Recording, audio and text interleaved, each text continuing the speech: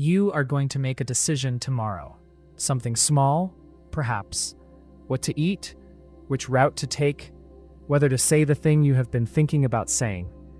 Or something larger, a conversation you have been avoiding, a direction you have been considering, a version of your life you have been moving toward or away from. You will feel in that moment like the author of that decision, like it belongs to you in a way that nothing external can fully claim, like you specifically are the one choosing. But what if that feeling, real as it is, undeniable as it is not the same thing as freedom? What if the decision was already made?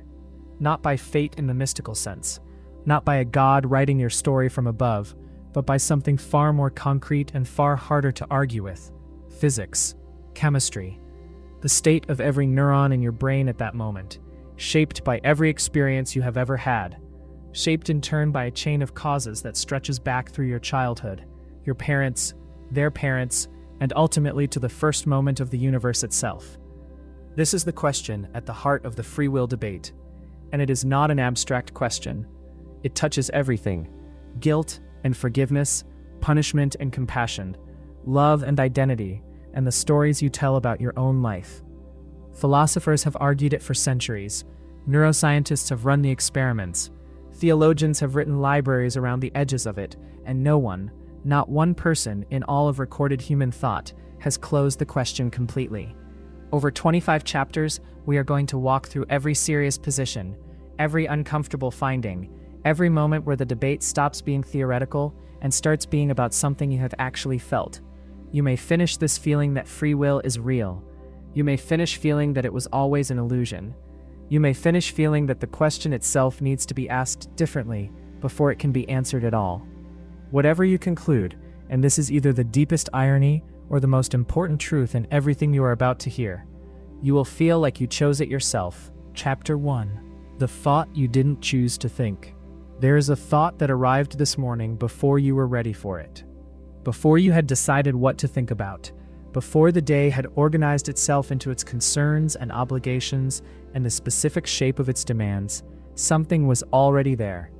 A fragment of a conversation from yesterday, a worry about something that has not yet happened, a face or a word, or the lingering atmosphere of a dream that dissolved as consciousness arrived, but left something behind that colored the first waking minutes without being fully identifiable as anything. The thought came first. The you that would have chosen it came second, still assembling itself from sleep, not yet in the position of choosing anything. This is so ordinary that it passes without notice on most mornings. The mind wakes and begins to produce its contents, and the assumption is that this is what minds do, that the production is simply what happens when consciousness resumes, that the thoughts are yours in the sense that they arise in you and will be processed by you and will eventually influence what you do. The assumption is not wrong exactly, but it is incomplete in a way that becomes interesting when examined. The thought that arrived this morning was not selected. It was not the result of a deliberate process of considering what to think about and then choosing the most useful or appropriate option. It simply appeared, with whatever character and whatever emotional weight it carried, already there by the time the process of noticing had begun. The philosopher William James described the stream of consciousness in the late 19th century as the most fundamental feature of mental life, a continuous flow that does not begin fresh at each moment, but carries forward from every previous moment, shaped by the full history of the mind that contains it. The stream metaphor is useful because it captures the continuous and not fully chosen character of mental experience. You do not step into the stream each morning and set it flowing. The stream was already flowing.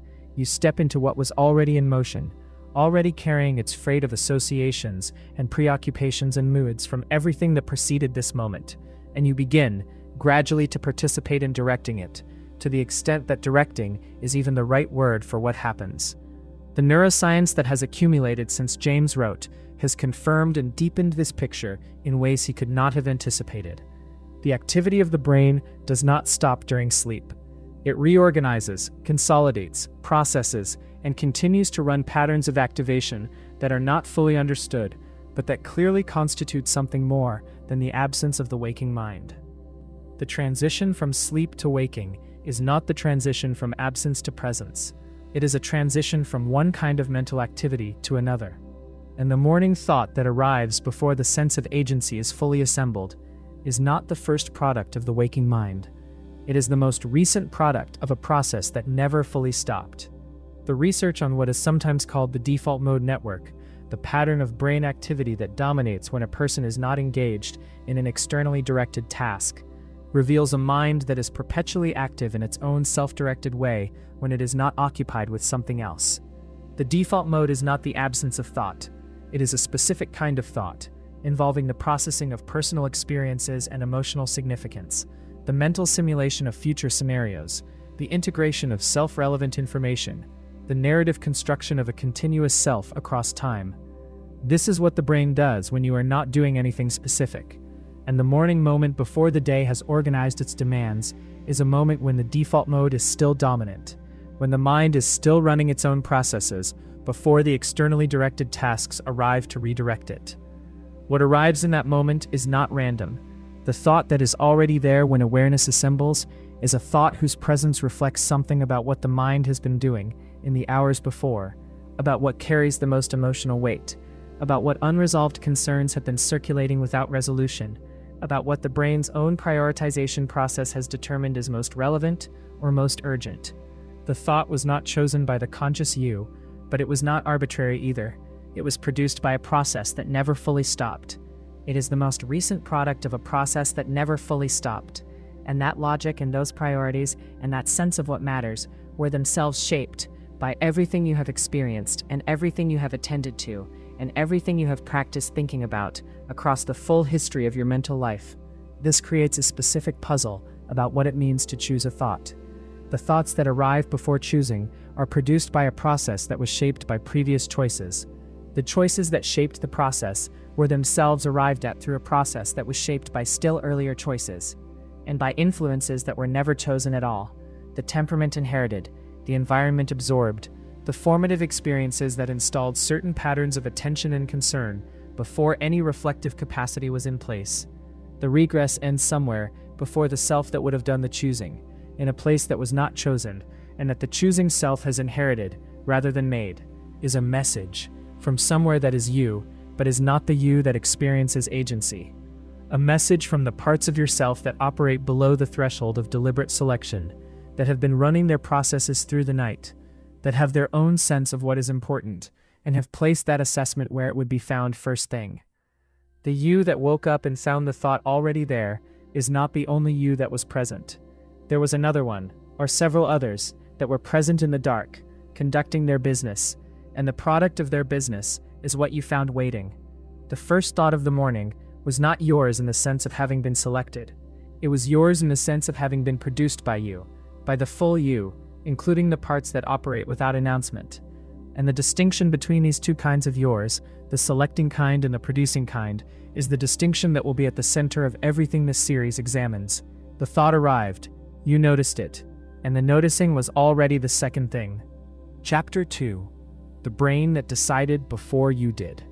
There is an experiment that was first conducted in 1983 by a neuroscientist named Benjamin Libet, and that has been repeated, refined, extended, disputed, and never quite settled in the decades since. The experiment is simple in its design and extraordinary in what it appears to show. Participants sat in front of a clock with a rapidly moving dot, watched the dot, and were asked to flex their wrist whenever they felt like it, whenever the urge to move arose spontaneously. They were also asked to note the position of the dot at the moment they first felt the urge to move. Meanwhile, electrodes on their scalp recorded the electrical activity of their brains. The electrical activity that precedes voluntary movement had been studied for decades before Libet's experiment. Researchers had documented what they called the Bereitschaft potential, the readiness potential, a slow buildup of electrical activity in the motor cortex that begins before a person moves. What Libet added was the measurement of when the person believed the urge to move had arisen. And the result was the finding that generated decades of argument. The readiness potential began, on average, about 500 to 1,000 milliseconds before the movement occurred. The person's reported awareness of the urge to move arose on average about 200 milliseconds before the movement, which meant that the brain's preparatory activity had begun several hundred milliseconds before the person was aware of any intention to move. The brain decided before you did, or something that looked like a decision, something that preceded and apparently caused the action, was happening in the brain before it was happening in consciousness. The conscious experience of deciding, the felt sense of an intention forming and of a will being exercised, was not at the origin of the causal chain. It was downstream of something that had already begun. The interpretation of this finding is contested, and the contest has been ongoing and genuinely unresolved across 40 years.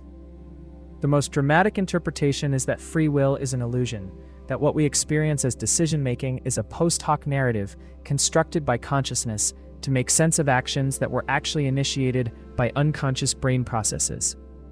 That the sense of being the author of our own actions is a story the mind tells itself, rather than an accurate report of what happened. This interpretation was widely discussed in popular accounts of the finding, and produced a significant amount of public anxiety about the nature of human agency. The more careful interpretation is more qualified, and in some ways more interesting. Libet himself noted that although the readiness potential began before the reported awareness of intention, participants in the study retained the ability to veto the movement after becoming aware of the urge, to let the urge arise and then choose not to act on it.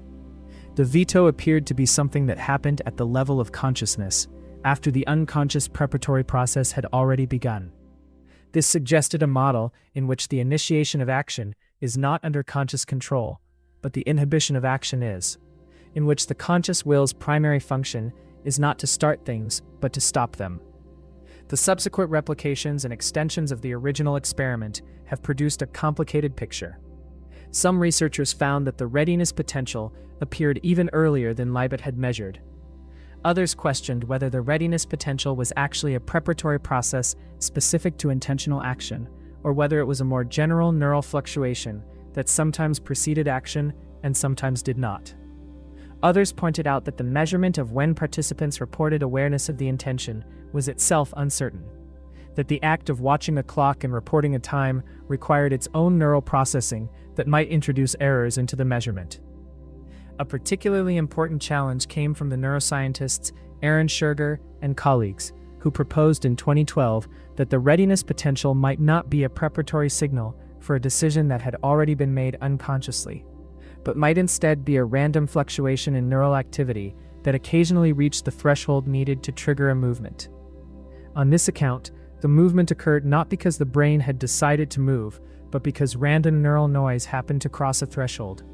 And the readiness potential was not the signature of a prior decision, but the signature of the noise that happened to be sufficient.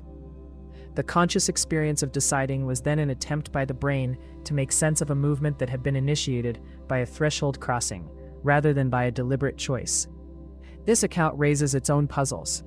If movements are sometimes initiated by random neural fluctuations, then some of what feels like decision is actually noise. The distinction between the experience of deciding and the experience of acting on noise would be invisible from the inside. The feeling of intention would be the same in both cases. The sense of authorship would be the same. What was actually a random process would be experienced as a deliberate choice, and the chooser would have no way to know the difference.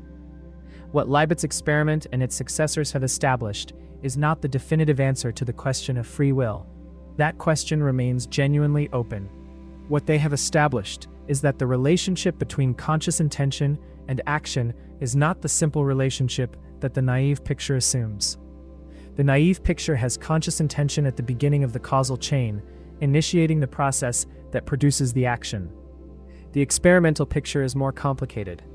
It shows brain activity that precedes and may cause the action, beginning before the person is aware of intending it, which means either that there is a form of unconscious intention that is doing causal work before consciousness is involved, or that what we call intention is not at the beginning of the causal chain at all, or that the causal chain is not organized the way that the naive picture assumes. The person who flexed their wrist felt that they had decided to flex it. The measurement showed that something had already been in motion before the feeling arrived. The relationship between the something that was already in motion and the feeling that arrived later is the relationship that the experiment illuminated, without settling. The brain was doing something. The person experienced doing something. The two somethings were not quite the same thing at the same time, and the gap between them is the gap that all the philosophical work on free will and determinism and consciousness and agency has been trying to close for centuries without quite managing it. The movement happened. The brain prepared for it, before you knew you were going to make it. And the question of who made it is still open. Chapter 3. The Universe at the Beginning. There is a moment that cosmologists describe as the origin of everything. Not a moment in time exactly, because time itself was part of what originated, but a boundary condition, a starting state, the specific configuration from which all subsequent configurations have been derived by the operation of physical laws across the 14 billion years that followed. In that starting state, or in the conditions that produced the expansion from it, the initial positions and momenta of every particle that would ever constitute anything were in some sense implicit, not laid out explicitly like a blueprint, but determined in the way that the trajectory of a billiard ball is determined by its position and velocity, and the positions and velocities of everything else on the table, except that the table is the universe, and the game has been running for 14 billion years, and the billiard balls are the particles that make up everything, including you. This is the determinism argument, and it is older than the neuroscience of readiness potentials and older than the philosophical literature on free will in its current forms. It is the recognition that if physical law is deterministic, if the state of the universe at any moment is fully specified by its state at any prior moment, together with the laws governing how states evolve, then every state that has ever existed or will ever exist was implicit in the initial conditions. The thought you are having right now was not written into the Big Bang in any way that a reader could have accessed, but it was determined by the Big Bang in the sense that the physical processes leading to it have been running without interruption since then. And each state of those processes was determined by the previous state, and the chain reaches back without a break to whatever the initial conditions were. The philosopher Pierre-Simon Laplace articulated this picture in the early 19th century with the image of a supreme intelligence that knew the positions and momenta of every particle in the universe at a given moment. Such an intelligence, he proposed, could calculate from those initial conditions the entire past and future history of the universe. Nothing would be hidden from it. Every event that had occurred would be readable in the present state, and every event that would occur would be predictable from it. This hypothetical intellect, later called Laplace's demon, was not a supernatural entity. It was simply a mind capable of doing the physics perfectly, of solving the equations without error or approximation, of following the causal chain wherever it led. The implication was that the causal chain was complete. Nothing was left out. Everything that happened was the consequence of everything that preceded it, all the way back to the beginning. The counter-argument that most people reach for first is quantum mechanics. The determinism of Newtonian physics was disrupted in the early 20th century by the discovery that at the scale of individual particles, the universe is not deterministic in the way that Laplace's demon requires. The position and momentum of a particle cannot both be precisely known simultaneously. The outcome of a quantum measurement is not determined by the prior state of the measured system, but is drawn randomly from a probability distribution specified by the quantum state. The universe at the quantum level is not a mechanical clock in which every subsequent state is precisely determined by every prior state. It is something stranger, something in which probability is fundamental, rather than a reflection of incomplete knowledge, something in which the future is genuinely open rather than determined. But the implications of quantum indeterminacy for free will and for the argument from initial conditions are not as clear as they might seem. The quantum indeterminacy introduces randomness into the causal chain, but randomness is not the same as freedom. The thought that your next decision will be influenced by the random decay of a radioactive nucleus somewhere in the universe is not a comforting thought about the nature of agency. Randomness does not give the self more control over what happens. It gives the self less control, because even the deterministic component of the causal chain has now been disrupted by noise. The alternative to determinism that quantum mechanics provides is not that the self is doing the choosing. It is that chance is doing the choosing, which is not obviously better for the kind of agency that the free will debate is usually about. The philosopher Daniel Dennett has argued that the relevant question about determinism and free will is not whether the future is physically determined, but whether the kind of control that constitutes genuine agency requires physical indeterminism. His argument is that it does not, that what we mean by freedom in the relevant sense is not freedom from the causal structure of the universe, but a certain kind of responsiveness to reasons, a capacity to consider alternatives, and to act differently in response to different information, and that this capacity is fully compatible with physical determinism. The determinist universe contains beings who deliberate and consider and respond to reasons, and the deliberation and consideration and responsiveness are real features of what those beings are, even if the whole process is fully specified by prior physical states. This argument has considerable force, but does not fully resolve the discomfort that the initial conditions argument produces. The discomfort is not primarily about whether the word freedom applies to the kind of agency we have. It is about the felt experience of choice, about the sense that when you are deliberating about something you are genuinely open to different outcomes, that the future is not already written, that what you decide will make a difference that could have been otherwise. The determinist can say that this felt experience is consistent with the physical story, but the felt experience is of something different from the physical story, and the gap between the felt experience and the physical story is the gap that the argument from initial conditions opens. The thought you're having right now has a physical description. It is a pattern of neural activation, a specific configuration of electrochemical states across a network of neurons, governed by the laws of physics applied to the biological substrate of the brain. The physical description extends backward in time without interruption, through every prior configuration of those neurons, through the development of the brain from embryo to adult, through the genetic information that specified the development, through the evolutionary history that produced the genetic information, through the geological and astronomical history that produced the conditions for life, back through the formation of the solar system and the earlier stellar generations that produced the heavy elements, and further back through the 13 billion years before the Earth existed, to whatever the initial conditions were. Nothing in that chain was not physics. Everything in that chain was you. The chain and the you are not easy to separate, and the thought at the end of the chain, that is thinking about the chain. Chapter 4. The feeling of choosing. There is something happening right now that feels from the inside like an open moment. A moment in which several things are possible, and the thing that will actually happen has not yet been settled. You might continue reading, or you might put this down. You might let your attention fully inhabit these words, or you might let it drift towards something else, some other concern that has been waiting at the edge of awareness for a gap in the current focus. The alternatives feel genuinely available. They do not feel like they have already been decided and you are simply discovering the decision. They feel like they are in front of you, competing for selection, and the selection is something that you will do rather than something that has already been done. This feeling is one of the most constant features of conscious experience. It arrives at every moment that has the structure of a choice, which is most moments. The person facing a menu feels it. The person mid-argument who is deciding how to respond feels it. The person at the edge of a difficult conversation, about to say something true and potentially costly, feels it in a specific and heightened form. The feeling is of authorship, of being the one who is deciding, of standing at a fork before the fork has been taken, genuinely open to either direction. The question that the previous chapters have been building toward is whether this feeling accurately reports what is actually happening, or whether it is something that the brain produces alongside the processes that are actually doing the work, a narrative accompaniment to events whose causes are elsewhere. The question is serious, and the answer is not obvious, and both of those things are worth dwelling in before moving too quickly to the relief of a conclusion.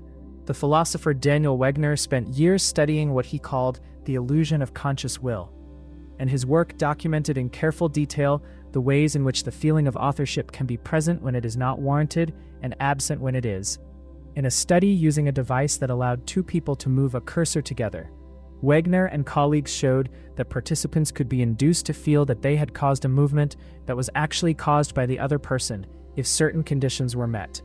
Specifically, if a thought related to the movement occurred in the participant's mind just before the movement, and if the movement followed in a way consistent with the thought, the participant experienced the feeling of having caused the movement, even when they had not.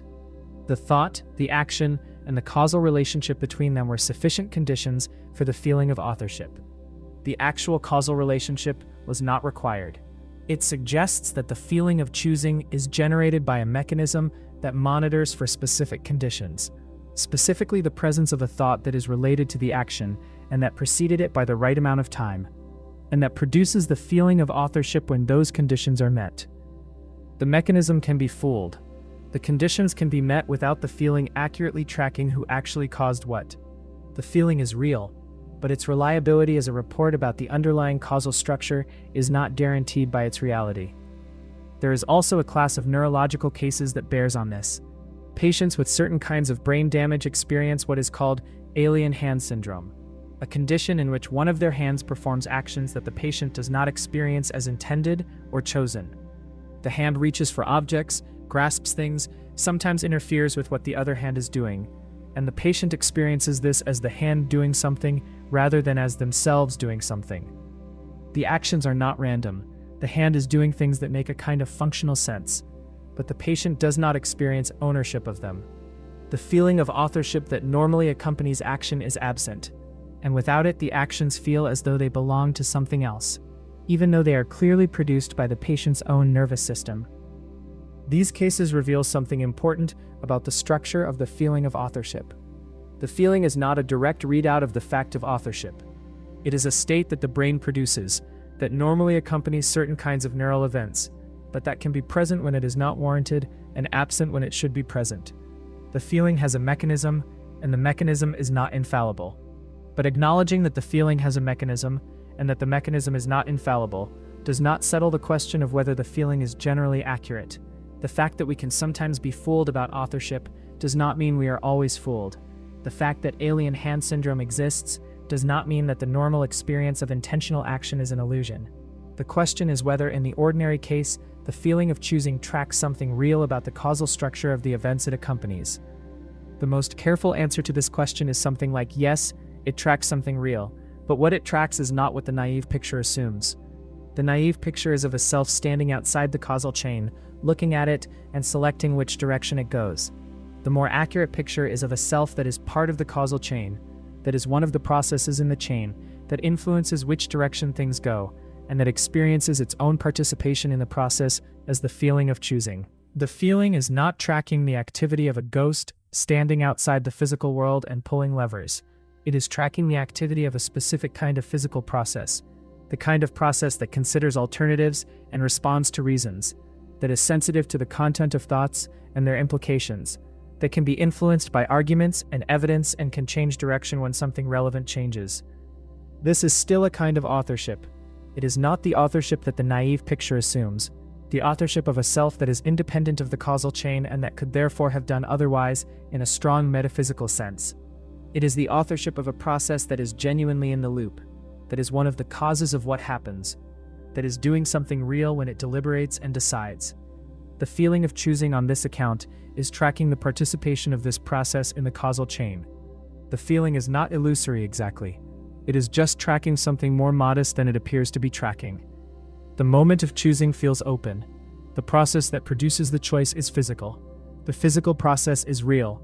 The openness and the physics are not straightforwardly the same thing, and the feeling lives in the gap between them, accurately enough to have been useful for a very long time. Chapter 5. The Puppet Who Feels Free. There is a thought experiment that puts the problem as starkly as it can be put. Imagine a being as similar to you as you like, who has all the experiences you have, who goes through moments that feel like deliberation and moments that feel like decision and moments that feel like the satisfaction of having acted in accordance with their values and the regret of having acted against them. This being has the full phenomenology of agency, the felt sense of standing before alternatives, the experience of considering, the specific texture of commitment, of having made up their mind, of the moment after deciding when the decision becomes what they are going to do. They have all of this. Now suppose, as a stipulation of the thought experiment, that this being has no genuine agency, that whatever genuine agency would require, this being lacks it. Perhaps they are a philosophical zombie, in the agency sense, running through the motions of choice without anything that meets the real standard for choosing. Perhaps they are a deterministic system whose outputs are fully specified by their inputs, and the rules governing the transformation. Perhaps they are a sophisticated puppet whose strings are being pulled by something that is not them, in a way that produces all the behavioral appearances of choice without the underlying reality. The stipulation is whatever you need it to be. The point is that everything that feels from the inside like free and genuine agency is present, and genuine agency by hypothesis is not. The question the thought experiment poses is, how would this being know? The answer, when you sit with it, is that they would not. The experience of choosing is an experience. It is a state that the mind is in.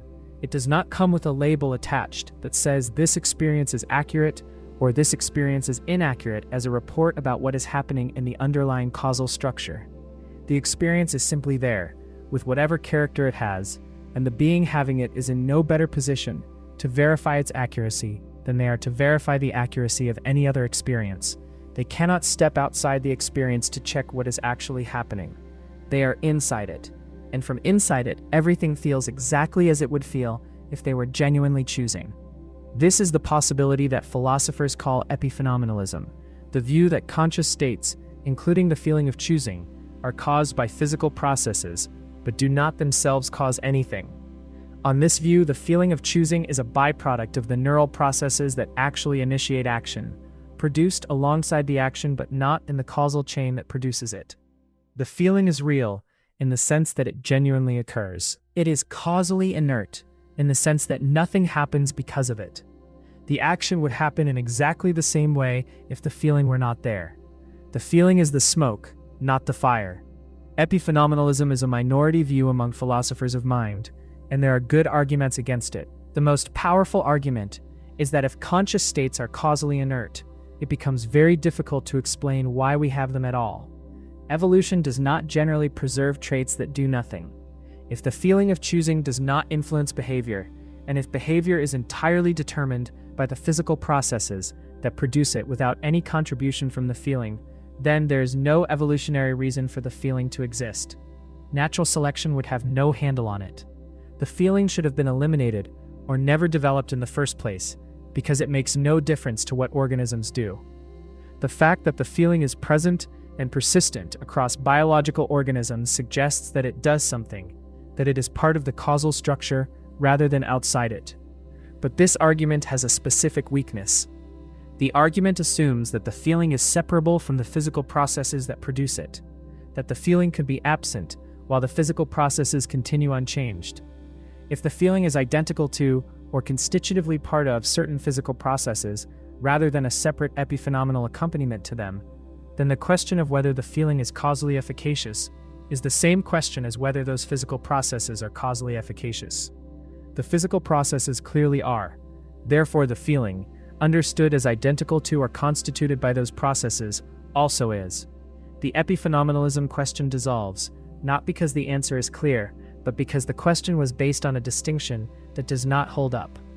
The philosophical zombie, the being that has all the physical processes but no inner experience, is the complement of the puppet who feels free. The zombie does everything the feeling being does, but feels nothing. The puppet does nothing genuinely free but feels everything.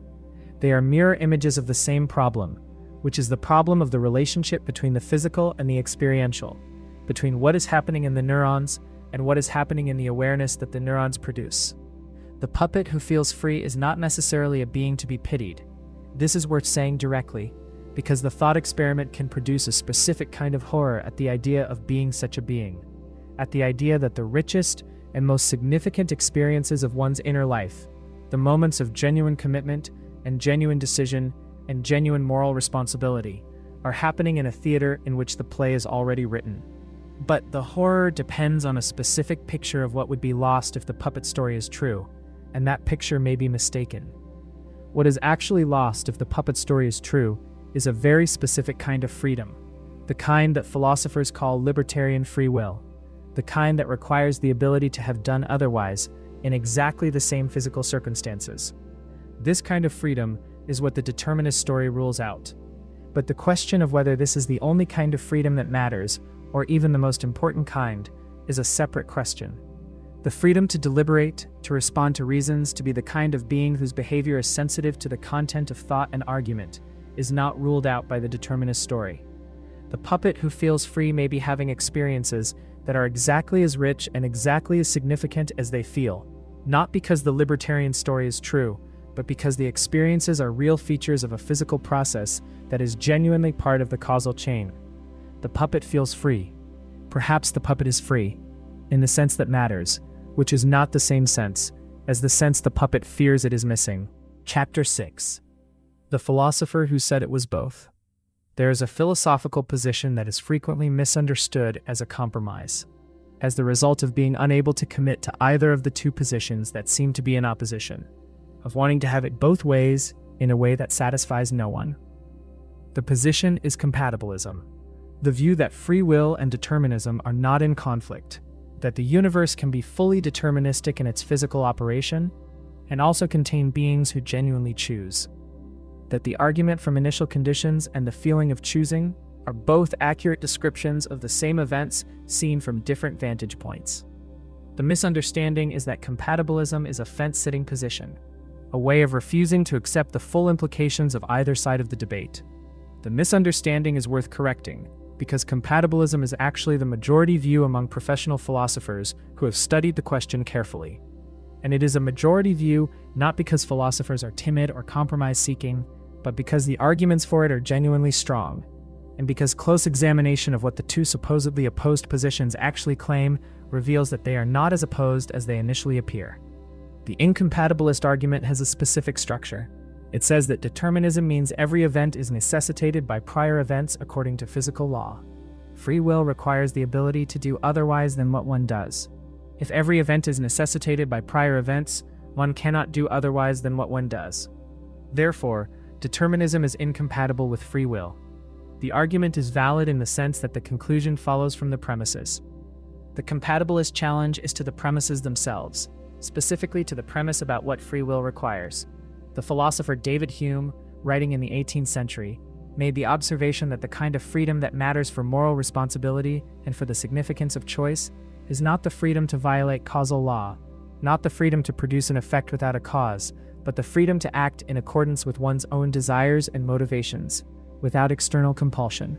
A person who does something because they were forced to do it at gunpoint is not free in the relevant sense. A person who does the same thing because they wanted to do it, because their deliberation produced the desire and the desire produced the action, is free in the relevant sense, regardless of whether their desire was itself the product of prior causes. The relevant distinction is between acting from one's own motivations and being compelled by external force, not between caused action and uncaused action. This might seem like a redefinition of the word free that avoids the hard question rather than answering it. The incompatibilist will say that if the desire was itself determined by prior causes, and those causes by still earlier causes, back to the Big Bang, then acting from one's own desires is not freedom in any meaningful sense, because the desires are not one's own in the sense of having been chosen. The self who had the desire did not choose to have it. The desire arose in the self from prior conditions, and the prior conditions arose from still earlier conditions, and the chain reaches back to a time before the self existed. What is there that is genuinely the self's own if everything that constitutes the self was produced by causes that preceded the self? The compatibilist response is that this argument proves too much. If a desire is not genuinely yours because it was produced by causes that preceded you, then nothing is genuinely yours, because you are those causes, or rather you are what those causes produced. And what those causes produced is the specific configuration of values and dispositions and capacities that constitutes you. The self is not separate from its causal history. The self is its causal history, or more precisely, the self is the current expression of a process that has a causal history. To say that the desires produced by that process are not genuinely the self's desires because they had causes is to say that nothing produced by a causal process can belong to the entity the process produced, which seems to make the concept of ownership unintelligible. The philosopher Harry Frankfurt developed an influential version of compatibilism based on the hierarchical structure of desires. Humans are unusual, Frankfurt argued, in being capable of having desires about their desires. A first-order desire is a desire to do or have something. A second-order desire is a desire about one's first-order desires, a desire to have or not have certain desires.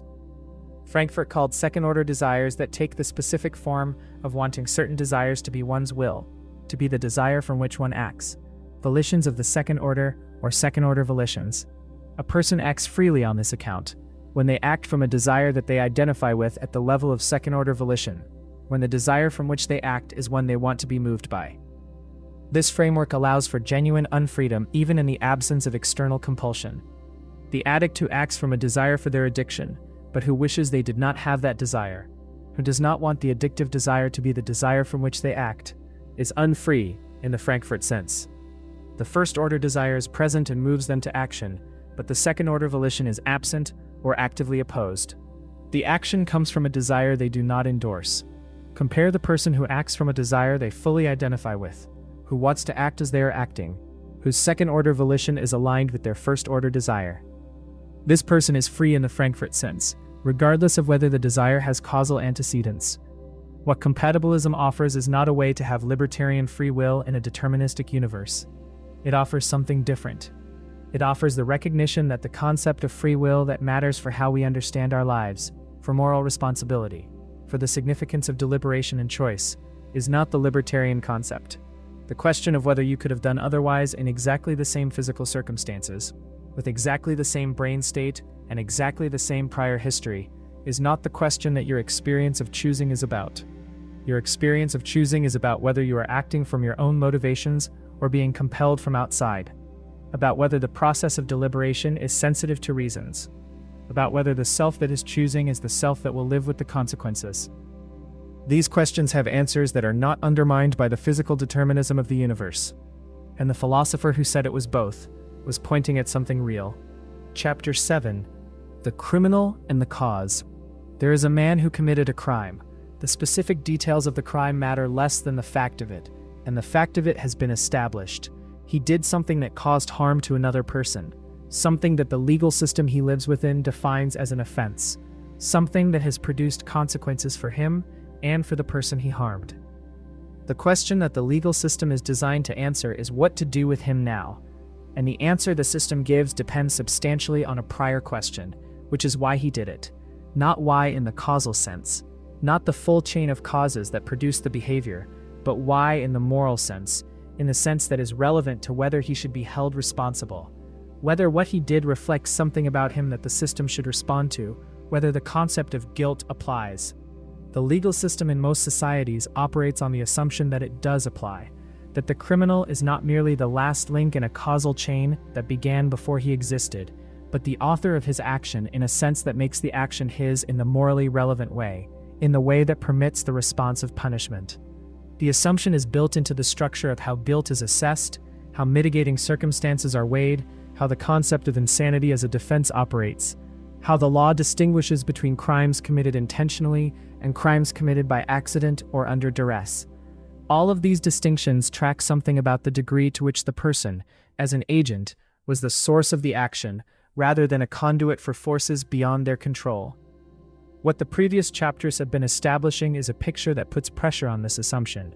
If the brain decided before the person was aware of deciding, if the feeling of choosing is a feature of a physical process rather than the operation of a non-physical will, if the entire causal chain that produced the criminal and the crime extends back through the criminal's history of experience and development, through the genetic material with which they were born, through the family structure and the economic circumstances and the culture and the neighborhood in which they were formed, then the question of what exactly the criminal is guilty of becomes genuinely difficult.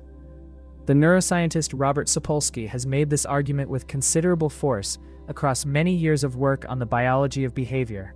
Sapolsky's position is that once you take seriously the full causal story of how any behavior arises, there is no room left for the kind of agency that desert-based punishment requires. When someone commits a crime, you can ask why they did it. The answer will involve their mental state in the moment. Go back further, and you find the history of experiences that produce the mental state. Go back further, and you find the developmental history that made them susceptible to those experiences in that way. Go back further, and you find the genes that shaped the development. Go back further, and you find the evolutionary history that produced the genes. Go back further, and you are at the level of physics and chemistry that produce the evolutionary history. At every level, the behavior is the product of factors that were not chosen by the person who engaged in the behavior. The choosing self that desert-based punishment requires is not visible in the causal story. The philosopher and legal scholar Stephen Morse has pushed back against this argument with an observation that is important for how the legal system actually operates. The law does not require libertarian free will in order to function. It requires something more limited, which is the capacity for rational self-governance, the ability to understand what one is doing and to respond to reasons. Most criminals have this capacity. They know what they are doing is wrong in the sense that the law defines wrongness. They are capable of responding to incentives and to arguments. The fact that their capacity for rational self-governance was itself produced by a causal history does not undermine the fact that they have it, and it is this capacity, rather than the libertarian ability to do otherwise, that the law is tracking when it holds people responsible. This response has real force, but it does not fully resolve the discomfort that the causal picture creates. The capacity for rational self-governance was itself produced by a causal history that included factors entirely beyond the person's control. The person born with certain neurological conditions, raised in certain environments, exposed to certain experiences, may have a reduced capacity for rational self-governance through no fault of their own. The person who committed the crime may have a diminished version of the capacity that the law requires, not to the degree that constitutes legal insanity, but to a degree that the full causal story would reveal as significant and as not something they chose. The legal system already accommodates some of this through the concept of mitigating circumstances. The person who committed the crime under extreme stress, or who had a history of abuse, or who has a diagnosable condition that affects their behavior, is treated differently from the person who lacks these factors. The mitigation is partial, and the boundary between the mitigated and the unmitigated case is not always clear. But the structure of mitigation reflects the recognition that the full causal story matters, that it is not irrelevant to the assignment of responsibility that the person's behavior was influenced by factors beyond their control. The question that the full causal picture raises is not whether any responsibility should be assigned, but what the purpose of assigning it is.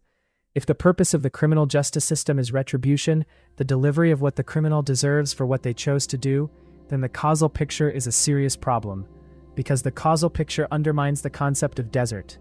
But if the purpose is protection of the public, rehabilitation of the offender, or deterrence of future offenses, then the causal picture is less threatening. These purposes do not require that the criminal was the uncaused cause of their behavior. They require that responding to the behavior in certain ways produces outcomes that are better than not responding, which is a question about consequences rather than about metaphysical freedom. The criminal and the cause are not opposites. The criminal is one of the causes. The question is what to do with that, which is a question about purposes, not about whether the causal chain is real. Chapter 8. The character you were handed. There is a specific version of yourself that you did not design. The version that existed before you had any framework for thinking about what kind of person you wanted to be, before you had language sophisticated enough to express a preference about your own nature, before the capacity for self-reflection that allows a person to look at themselves from some distance and ask whether they endorse what they see. This version of yourself was assembled from materials you did not choose, by processes you did not direct, in a context you did not select, during a period when the self that might have had opinions about any of this was not yet present to have them. By the time that self arrived, the assembly was well underway, and much of what the self would eventually identify as its own character, its own values, its own tendencies and dispositions and ways of being in the world was already there, already constituting the very self that would later take those things as its own. The genetic component of this is the most obvious starting point, not because it is the most important, but because it is the one that most clearly precedes any possibility of choice. The temperament with which a person enters the world, the baseline level of emotional reactivity, the characteristic style of engaging with novelty or uncertainty or other people, the specific pattern of neural architecture that makes certain experiences easier and certain experiences harder, none of this was selected. It was inherited, in the specific sense of being transmitted through the genetic material of two people who may themselves not have chosen to pass on exactly what they passed on. The person who is constitutionally anxious did not choose their constitutional anxiety. The person who takes naturally to social interaction did not choose that ease. These tendencies were present before any preferences about them were possible. The developmental context adds the next layer. The family structure, the economic circumstances, the cultural environment, the neighborhood, the school, the specific relationships of early childhood, All of these shaped the person that the genetic raw material was developing into during the years when the shaping is most influential. The research on early childhood development is consistent in showing that the first years of life, the period before explicit memory has developed and before the kinds of reflective self-awareness that allow a person to deliberately shape themselves are available, are the period of deepest and most durable formation. Attachment patterns formed in relation to early caregivers persist across the lifespan in ways that influence how people relate to others, how they regulate emotion, how they experience intimacy and independence. These patterns were not chosen, they were installed. The philosopher John Rawls used the idea of the original position, a thought experiment in which a person behind a veil of ignorance chooses principles of justice, without knowing what position they would occupy in the resulting society, what natural talents they would have, what family they would be born into, what the circumstances of their early development would be. Rawls intended the thought experiment as a tool for thinking about distributive justice, but it points at something broader. From behind the veil of ignorance before birth, none of the factors that would determine the character one develops would have been chosen. The natural talents and the family and the early circumstances are all, from the perspective of the self that is being formed, morally arbitrary in the sense of not being deserved or earned. They simply are what the birth lottery produced. The question this raises is not simply philosophical. It touches the way people think about themselves and about others in daily life. The person who is generous by nature, who finds it easy to give and to consider the needs of others, is tempted to take credit for a disposition that was in significant part handed to them. The person who struggles with generosity, who has to work against a strong tendency toward self-protection, is tempted to blame themselves for a tendency they did not install. Both the temptations are understandable, and both somewhat miss the point. The disposition in either case was not simply chosen, and the moral significance of having or lacking a virtue is complicated by the recognition that virtues are partly constituted by factors that were never under the person's control. The psychologist Walter Mischel spent decades studying the relationship between early temperament and later outcomes, and the results were complicated in ways that popular accounts of his work have sometimes missed. The famous marshmallow experiments, in which children's ability to delay gratification predicted various later life outcomes, were widely reported as evidence that self-control is a stable trait with powerful consequences.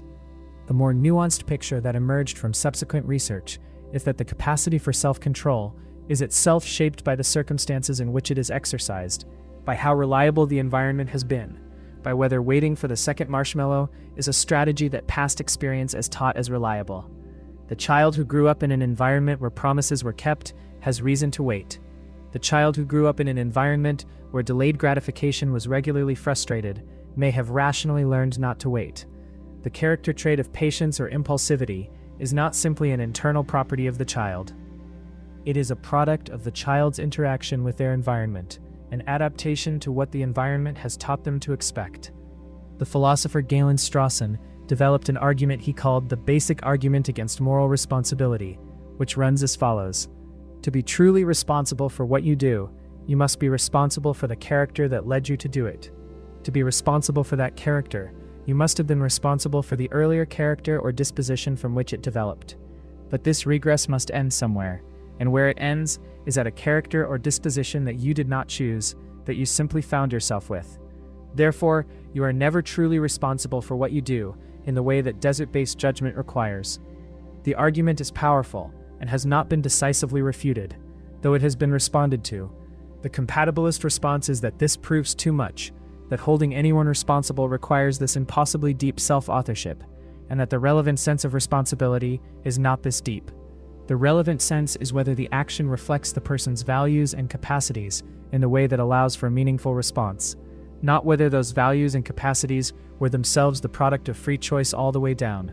But even accepting the compatibilist response, something remains of the recognition that character is substantially handed rather than chosen. The recognition changes what it is appropriate to feel about oneself and about others. The person who finds certain things easy did not earn the ease. The person who finds certain things hard did not earn the difficulty. The moral landscape becomes more complex when the distinction between what was chosen and what was handed is taken seriously, and the taking seriously tends to produce something that looks more like compassion and less like simple praise and blame. The character you were handed is now yours. The process of making it more yours is also partly handed, and the self who is doing the making was assembled from what was there before it arrived to do anything. Chapter 9. The moment that felt like a turning point. There is a moment you remember as a hinge. Not all moments have this quality. Most of life passes in the continuity of established patterns, in the days that follow from the days that preceded them, with enough predictability that the texture of the week feels like the texture of the previous week, and the texture of the month feels like the texture of the previous month, and the accumulated sameness provides the stability that ordinary life requires. But there are moments that feel different. Moments that feel like they are on a ridge, poised between two different descents, where the direction taken will produce a life that is meaningfully different from the life that would have resulted from the other direction. The weight of these moments is specific and recognizable. You feel them in the body as well as in the mind. The stakes are present in the room with you. The decisions that carry this weight tend to have certain features in common.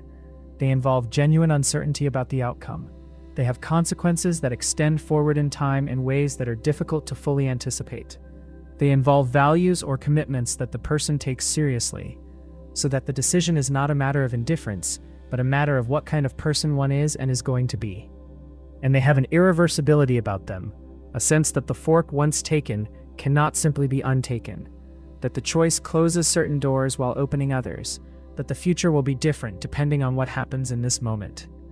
The question this chapter is asking is whether the weight of these moments, the specific gravity of the felt turning point, is evidence of anything about the nature of the freedom behind it, whether the fact that the moment feels like a genuine fork, like a place where things could genuinely go differently, tells us something about whether things genuinely could go differently in the relevant metaphysical sense, or whether the weight and the sense of openness are features of how the moment is experienced, rather than features of the underlying reality, present regardless of whether the moment is determined or undetermined by prior causes. The answer that the previous chapters have been building toward is uncomfortable in a specific way.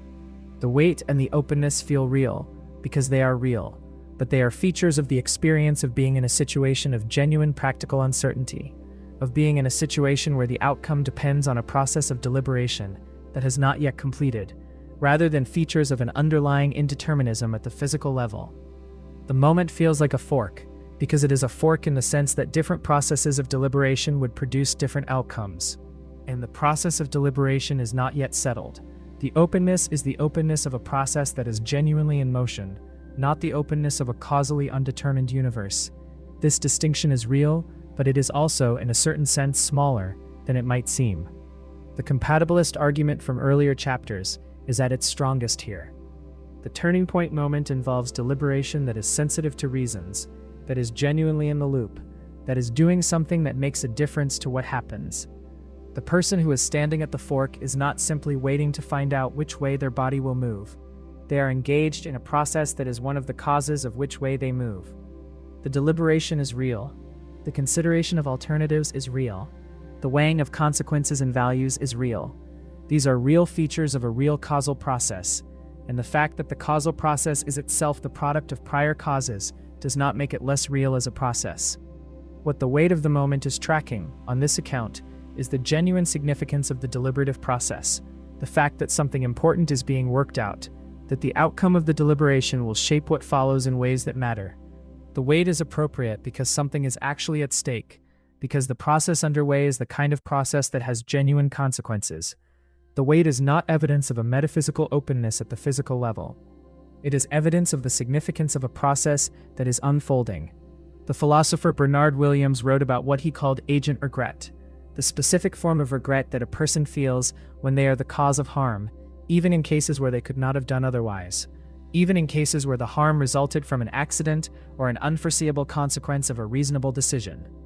Williams observed that agent regret is different from the regret a bystander feels about the same harm. The person who is the cause feels something specific that the bystander does not feel, even when both acknowledge that the causal chain ran through the person who was the cause. This suggests that the relationship between a person and their actions is not simply a matter of whether those actions were freely chosen in the libertarian sense. There is something about being the cause of something, about being the process through which something happened, that creates a different relationship to it than merely observing it. The turning point moment is a moment where this relationship is about to be established. The decision taken will be something you did, something that runs through you in the specific way that makes it yours, that will establish a relationship between you and the consequences that the bystander to the same events will not share. The weight of the moment is partly the anticipatory awareness of this relationship being about to be established.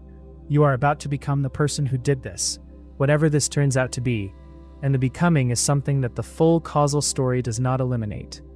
There is also something about the turning point moment that the experience itself reveals about the structure of a human life. The fact that certain moments feel like genuine forks, that the phenomenology of living includes these periods of heightened awareness of consequence and uncertainty, is itself a feature of a certain kind of being. A being without the capacity for deliberation, without the sensitivity to reasons and consequences that make certain moments feel weighty, would not experience the turning point quality. The experience is the experience of a being for whom the process of deliberation matters. And it matters because the deliberation is part of what produces the outcome. The turning point felt real, the weight was appropriate, the deliberation was genuine, and what was decided ran through you in the way that makes it yours, whatever the causal history that produced the you who decided. Chapter 10. The Quantum Escape Hatch. There is a specific move that gets made in conversations about free will and determinism at the point when the determinist argument seems to be winning. The move is to invoke quantum mechanics, to point at the randomness that physics has discovered at the subatomic level, and to propose that this randomness is the escape hatch, the gap in the causal chain through which genuine freedom enters. The universe is not the deterministic machine that Laplace imagined. The future is not written. At the fundamental level, at the level of individual particles and their interactions, the outcome of physical processes is not determined by prior states, but is drawn from a probability distribution, genuinely open until the measurement occurs. If the physical world is genuinely open at the level of particles, perhaps it is genuinely open at the level of human decisions too. Perhaps the freedom that seemed to be ruled out by the determinism of classical physics is restored by the indeterminism of quantum mechanics. The argument has a surface appeal that is worth acknowledging before examining its problems. The main problem with determinism as a threat to free will is that it seems to leave no room for the future to be different from what it was always going to be, no room for a decision to be genuinely open rather than already settled by the prior state of the universe. Quantum indeterminism seems to create exactly this room. If the outcome of a quantum process is not determined by prior states, then there are events in the universe whose outcomes are genuinely open, genuinely available to go different ways, not fixed in advance by anything. If human decisions involve such events, human decisions might be genuinely open in the same way. The first problem with this argument is the one noted in the chapter on initial conditions. Randomness is not the same thing as freedom. If your decision is determined by a quantum random event in your neurons, the decision is random, rather than determined. But it is still not controlled by you. It is controlled by the random outcome of the quantum process, which is controlled by nothing. The alternative to deterministic control is not self-control, it is no control. The dice that decides for you is not a version of you deciding. It is the dice deciding, which is meaningfully different from what the free will debate is about. The specific form of agency that matters for moral responsibility and for the significance of choice is not the ability to produce an outcome that was not necessitated by prior causes. It is the ability to produce an outcome because of reasons, because of deliberation, because of the consideration of alternatives and the weighing of their consequences against one's values. This kind of agency requires a specific relationship between the deliberative process and the outcome, a relationship in which the deliberation is causally connected to what happens in a way that makes the deliberation the explanation of the outcome. A quantum random event in the neurons does not provide this relationship. It provides an outcome that is not necessitated by prior causes, but the outcome is also not necessitated by the deliberation. It is arbitrary with respect to the deliberation. Consider a simple case. You are deciding whether to keep a promise. You deliberate. You consider the importance of keeping one's word, the consequences of breaking it, the relationship at stake. Your deliberation concludes that you should keep the promise. At the moment of action, a quantum random event in your motor neurons causes you to break the promise instead. On the quantum escape hatch view, the breaking of the promise is not determined by prior causes and therefore represents a kind of freedom. But the breaking of the promise is also not what your deliberation concluded. It is the opposite. The quantum randomness has produced an outcome that is orthogonal to your deliberative process. Whatever this is, it is not an example of acting freely in accordance with one's own deliberation. The neuroscientist and philosopher Christian List has developed a careful analysis of what would be required for quantum indeterminism to be relevant to free will, and his conclusion is that it would need to be the case that the quantum events in the brain are systematically sensitive to the content of deliberation, that the randomness resolves in ways that track what the deliberation has concluded rather than interfering with it. This is the reverse of what the random quantum event provides. For quantum indeterminism to help with free will, the quantum events would need to be not random, but responsive. And if they are responsive to reasons and deliberation, they are behaving in a way that the standard interpretation of quantum mechanics does not obviously support. There is a different way in which quantum mechanics might be relevant to the free will debate, not through the randomness of individual quantum events, but through the way that quantum systems can exist in superpositions of states. Roger Penrose and the anesthesiologist Stuart Hameroff proposed a controversial theory in which quantum superpositions in structures within neurons, called microtubules, play a role in consciousness and decision-making.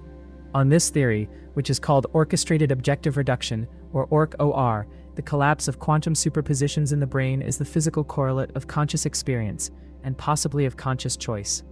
The theory is highly speculative and is not accepted by mainstream neuroscience or physics, partly because the brain is a warm and wet environment that is extremely hostile to the kind of quantum coherence that the theory requires. Quantum superpositions in biological systems tend to decohere in femtoseconds, far too quickly to play the role that Penrose and Hameroff proposed. The appeal of the quantum escape hatch is the appeal of finding a gap in the causal structure of the universe through which freedom can enter. The difficulty is that the gap provided by quantum indeterminism is not the right shape for freedom. Freedom, in the sense that matters for agency and responsibility and the significance of choice, requires control, requires that the outcome is connected to the deliberative process in the right way. Quantum randomness provides the absence of determination, but not the presence of control. It replaces inevitability with arbitrariness, and arbitrariness is not what the debate about freedom is looking for. The compatibilist conclusion from this is not that quantum mechanics is irrelevant to everything. It is that quantum mechanics does not rescue libertarian free will, and that the rescue is not needed. The kind of freedom that matters does not require libertarian free will. It requires the right kind of causal connection between deliberation and action, and this is available in a deterministic universe as well as an indeterministic one. The escape hatch is not needed because the prison was not quite the structure the escape attempt was designed for. The randomness is real. The freedom it provides is the freedom of the dice, which is not the freedom of the person deciding which number to call. Chapter 11. The God Who Knew What You Would Do.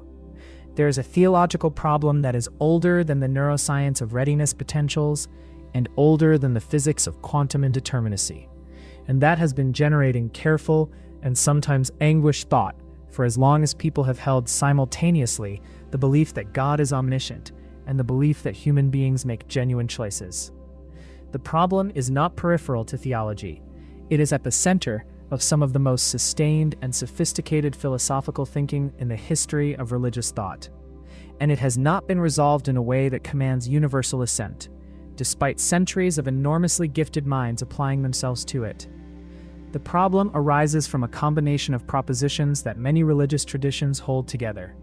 God is omniscient, meaning God knows everything that is true, including everything that will happen. God knows what you will do tomorrow. God knew before you were born what you would do with your life. God's knowledge extends to every thought you will have and every action you will take across the full span of your existence. This is not approximate knowledge or probabilistic knowledge. It is complete and perfect knowledge of the actual future, of what will actually happen rather than of what might happen under various conditions. God knew before the world began exactly what each person who would ever live would do. If God knew before your birth what you would do, then what you would do was already settled before your birth. The future in which you do the thing God knew you would do is the only possible future. There is no alternative future in which you do something different, because in that alternative future, God's foreknowledge would have been wrong, and God's foreknowledge cannot be wrong. The alternative future is not available. The thing you are going to do tomorrow is already determined by the fact of God's knowing it, in a way that seems to leave no room for the choice that makes you responsible for doing it. This is the basic structure of the foreknowledge problem, and its sharpness can be appreciated by considering what it would mean for God's knowledge to be compatible with genuine human freedom. For genuine freedom, it would need to be the case that when you make a decision, you are genuinely open to choosing either of two alternatives. But if God already knows which alternative you will choose, the alternative you will not choose is not really available.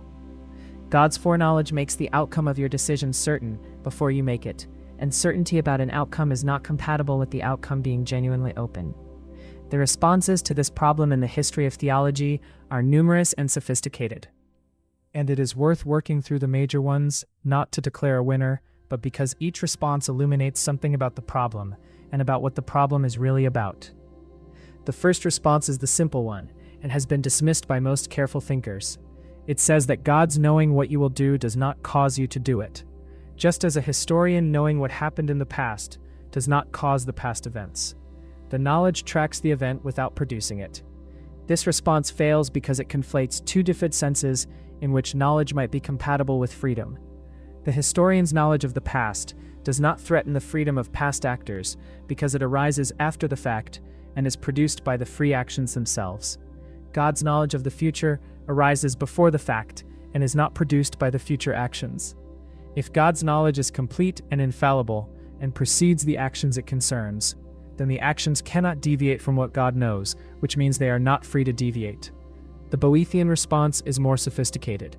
Boethius, writing in the 6th century, proposed that God exists outside of time, and therefore does not foreknow future events, but rather simultaneously knows all events from an eternal standpoint that encompasses past, present, and future simultaneously. From God's eternal perspective, your future choice is not foreknown, but co-known, known in the way that a person on a hilltop knows everything in the valley simultaneously, rather than sequentially. The knowledge is present knowledge of an event that is future from within time, not prediction or foreknowledge in the ordinary sense. This response has been influential and is genuinely interesting. The question it faces is whether the fact that God's knowledge is eternal rather than predictive actually changes the threat to freedom. If God eternally knows what you will do, then what you will do is still settled from God's perspective, and you still cannot do otherwise without making God's eternal knowledge wrong. The temporal structure of the knowledge has changed from foreknowledge to co-knowledge, but the logical structure of the threat to freedom is the same. The Boethian response shifts the problem rather than solving it. The Molinist response, associated with the 16th century Jesuit philosopher Luis de Molina, proposes that God has what Molina called middle knowledge, knowledge not just of what will happen, but of what would happen under every possible circumstance, including circumstances that will never actually obtain. God knows what you would freely choose in every possible situation, and creates the world in which the situations that lead to the outcomes God wants occur, while preserving the genuine freedom of the choices made in those situations. The freedom is real because in every situation you could have chosen otherwise. God's knowledge of what you would choose is not forcing you to choose it. It is God knowing in advance what your free choice would be. The Molinist response has generated extensive debate about whether the middle knowledge it posits is coherent. The objection is that there are no facts about what a genuinely free agent would do in counterfactual circumstances, because if the choices are genuinely free, they are not determined by anything that would ground such facts. The debate about this is ongoing and touches deep questions in metaphysics about what grounds counterfactual truths. The open theism response takes the most radical approach. It denies that God knows the future in the problematic sense, proposing instead that God knows all that can be known, but that the future choices of genuinely free beings cannot be known in advance because they do not yet exist as facts. God's knowledge is complete and perfect, but its completeness is compatible with the future being genuinely open, because an open future does not yet contain facts to be known. God knows the present and the past fully, and knows the range of possibilities for the future, but does not know which possibility will be actualized until it is actualized by the free choices of free beings. Open theism preserves human freedom at the cost of limiting divine omniscience in a way that many theologians find unacceptable. The debate within theology about whether this limitation is compatible with the concept of God has not produced consensus. The problem remains open. The centuries of thought remain. And the question of what God knew before you were born is still asking what you are free to do with what you were given. Chapter 12. The Self That Does the Choosing. There is something being assumed in every conversation about free will that rarely gets examined directly. The assumption is that there is a self, not just a body or a brain or a set of processes that produce behavior, but a self in a specific and philosophically loaded sense, an entity that has a perspective on the processes, that can consider them and evaluate them and decide whether to endorse or resist what they are producing.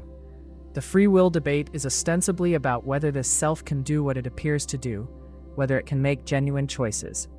But the prior question, the one that rarely gets the attention it deserves, is what this self actually is, where it lives, what it is made of, whether it is a thing at all in the sense that the debate requires it to be.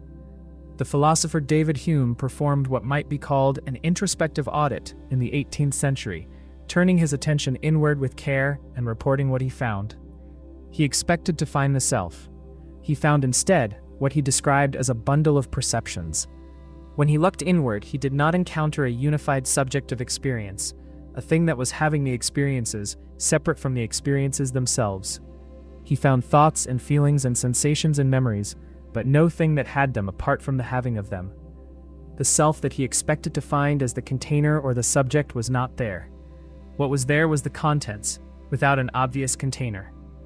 This finding has been confirmed and extended by subsequent introspective examination and by the neurological research that has accumulated since. The sense of being a unified self, the feeling that there is a single experiencer behind all the experiences, a unified perspective that all the mental contents are presented to, is a feature of conscious experience that does not obviously correspond to a single unified thing in the brain. The brain is an enormously complex network of billions of neurons organized into functional regions that communicate with each other and collectively produce behavior and experience. The unity of the self that is experienced from the inside is a construction produced by this network, not a discovery of an underlying unity that the network reveals. The neuroscientist Michael Graziano has proposed a theory of consciousness called the attention schema theory, in which the brain creates a model of its own attentional processes, a simplified representation of what it is doing when it directs attention to various things. And this model is what is experienced as the self or as consciousness. The self, on this account, is the brain's model of itself, or more specifically, of its own attentional processes. The model is useful for the same reason any model is useful, because it allows the system to predict and guide its own behavior. But the model, like any model, is a simplification. The simplified model of a unified attentional agent is not identical to the complex distributed process it represents. The self is the model, not the thing the model represents. The Buddhist philosophical tradition arrived at a related conclusion through a different route and several centuries earlier. The concept of anatta, usually translated as non-self or no self, holds that there is no fixed permanent self underlying the stream of experience. What exists is the stream itself, the sequence of arising and passing mental events, without a self that exists separately from the stream and experiences it. The sense of self that is present in ordinary experience is a construction, a pattern that arises in the stream and that is wrongly taken to be the container of the stream, rather than a feature of it. The recognition of this, in the Buddhist tradition, is not merely a philosophical conclusion, but a transformative insight that changes the way experience is navigated. What does this mean for the free will debate? The debate typically assumes a self that stands apart from the brain, that can evaluate what the brain is producing and decide whether to endorse or resist it, that is in some sense the author of the choices that the brain then implements. If the self is not a separate entity, but a construction produced by the brain, if the self is the brain's model of itself, rather than a thing that exists apart from the brain and directs it, then the picture of a self that stands apart and chooses becomes unavailable. There is no self that stands apart. There is only the process, which includes the construction of the model of itself, which includes the experience of being an agent who chooses. The compatibilist can find something useful even in this picture. The process that produces the self-model is a process that is genuinely deliberative, that is sensitive to reasons and to the content of thought, that can be influenced by argument and evidence, and can change direction in response to new information. The self-model that this process produces includes the representation of itself as an agent who chooses, and this representation is not simply false. It is a simplification of something real, a model of a process that genuinely does what the model represents it as doing, at least in the relevant functional sense. The model says there is a chooser. There is something that functions as a chooser. The model is accurate enough for the purposes it serves. But the harder question is whether the self that is doing the choosing in any deeper sense survives the recognition that it is a construction. The worry is not about the functional role of deliberation and choice. It is about the sense that there is someone home, that there is a real perspective, a genuine experiencer, not just a process that models itself as having a perspective. This is the hard problem of consciousness that David Chalmers named, and it is hard in exactly the sense that the functional story, however complete, does not obviously account for it. The self that does the choosing is real in the sense that something is doing the choosing, something that is sensitive to reasons and to values and to the consequences of action. Whether it is real in the deeper sense of being a genuine locus of experience, a real perspective that is not just a functional property of a complex system, is a question that the neuroscience has not answered, and that the philosophical work has clarified without resolving. The self went looking for itself. It found a process. The process includes the looking, and the conclusion the looking reaches, about whether there is anything that is doing the looking. Chapter 13: The Addiction and the Will. There is a person who knows what they are going to do. Not in the ordinary sense of having a plan, of having decided in advance and now executing the decision. In a more uncomfortable sense. In the sense of knowing that they are going to do the thing they do not want to do, that they have tried to stop doing, that has cost them things they value, and that they can enumerate clearly when asked. They know the cost, they know the pattern. They know that the thing they are about to do is inconsistent with what they would choose if they could simply choose. And they know this clearly and calmly in the part of themselves that is capable of clear, calm assessment. And they are also going to do it. The knowledge and the doing coexist. The knowledge does not prevent the doing. This is not a failure of information. The person does not need to be told the consequences. They can tell you the consequences. It is not a failure of intelligence or of reflection. The reflection is present and articulate. It is something else. Something that the ordinary model of choice does not easily accommodate. Something that makes the addiction case one of the most practically important and most philosophically revealing contexts in which the question of will and agency arises. The neuroscience of addiction has been transforming how the medical and psychological communities understand this phenomenon across the past several decades. And the transformation is not merely technical, it is conceptual. Addiction was for a long time understood primarily as a moral failure, as a failure of will in the most straightforward sense. The person who continued to drink or use drugs despite the evident costs was a person who was choosing to do so, and the appropriate response was moral condemnation and the expectation that a sufficiently strong moral resolve would produce cessation. The recovery that was expected was a moral recovery, a turning of the will toward the right thing. The neuroscience that has accumulated since the 1980s tells a different story. Addictive substances and behaviors produce changes in the brain's dopaminergic reward system that alter the system's response to both the addictive stimulus and to the ordinary rewards of daily life. The neural circuits that signal salience, the importance and value of things in the environment, are hijacked by the addictive substance in ways that make it disproportionately significant relative to everything else. The person's brain is not simply reporting accurately that the addictive substance is the most valuable thing available, and the person is choosing it on that basis. The brain is reporting inaccurately, in a way that has been altered by the substance itself, producing a distorted signal that the deliberative system then has to work with. The prefrontal cortex, the region most associated with executive function, deliberation, and the inhibition of impulse, is specifically affected by long-term substance use in ways that reduce its capacity for exactly the functions that would allow the person to resist the compulsion. The equipment that would be used to override the craving is degraded by the substance that produces the craving. The person is in a situation analogous to having their car's steering wheel removed by the same force that is causing the car to veer off the road. The philosopher Harry Frankfurt's framework of first-order and second-order desires, discussed in the chapter on compatibilism, illuminates the addiction case with particular clarity. The person who is addicted typically has a first-order desire for the substance and a second-order volition that opposes the satisfaction of that desire. They want the substance, and they want not to want it. They do not want the addictive desire to be the desire from which they act. On Frankfurt's account, acting in accordance with a first-order desire that one's second-order volition opposes is a paradigm case of unfreedom. The addicted person is unfree in exactly this sense. The will has been divided against itself, and the hierarchy in which the second-order volition was supposed to govern the first-order desire has been disrupted. What remains is the question of what, if anything, can be done, and the answer to this question is relevant to the philosophical one. If the person has no agency at all, if the compulsion is complete and the will is simply absent, then recovery would be impossible by any means that involved the person's own participation. But recovery happens. It does not happen easily or often or without support, but it is a real phenomenon that the neuroscience must account for, alongside the neuroscience of compulsion. The same brain that was driving the compulsive behavior is capable, under the right conditions, of reorganizing itself in ways that reduce the compulsion and restore something that looks more like ordinary deliberative choice. The neuroscience of recovery points toward the plasticity of the brain, toward the capacity of neural circuits to reorganize in response to changed conditions, reduced exposure to the addictive stimulus, new patterns of behavior, social support, and in some cases medication that alters the neurochemical environment. The reorganization is not instantaneous and is not guaranteed, and is frequently incomplete, but it is real. The brain that was hijacked can, under the right conditions, begin to restore something of its previous function.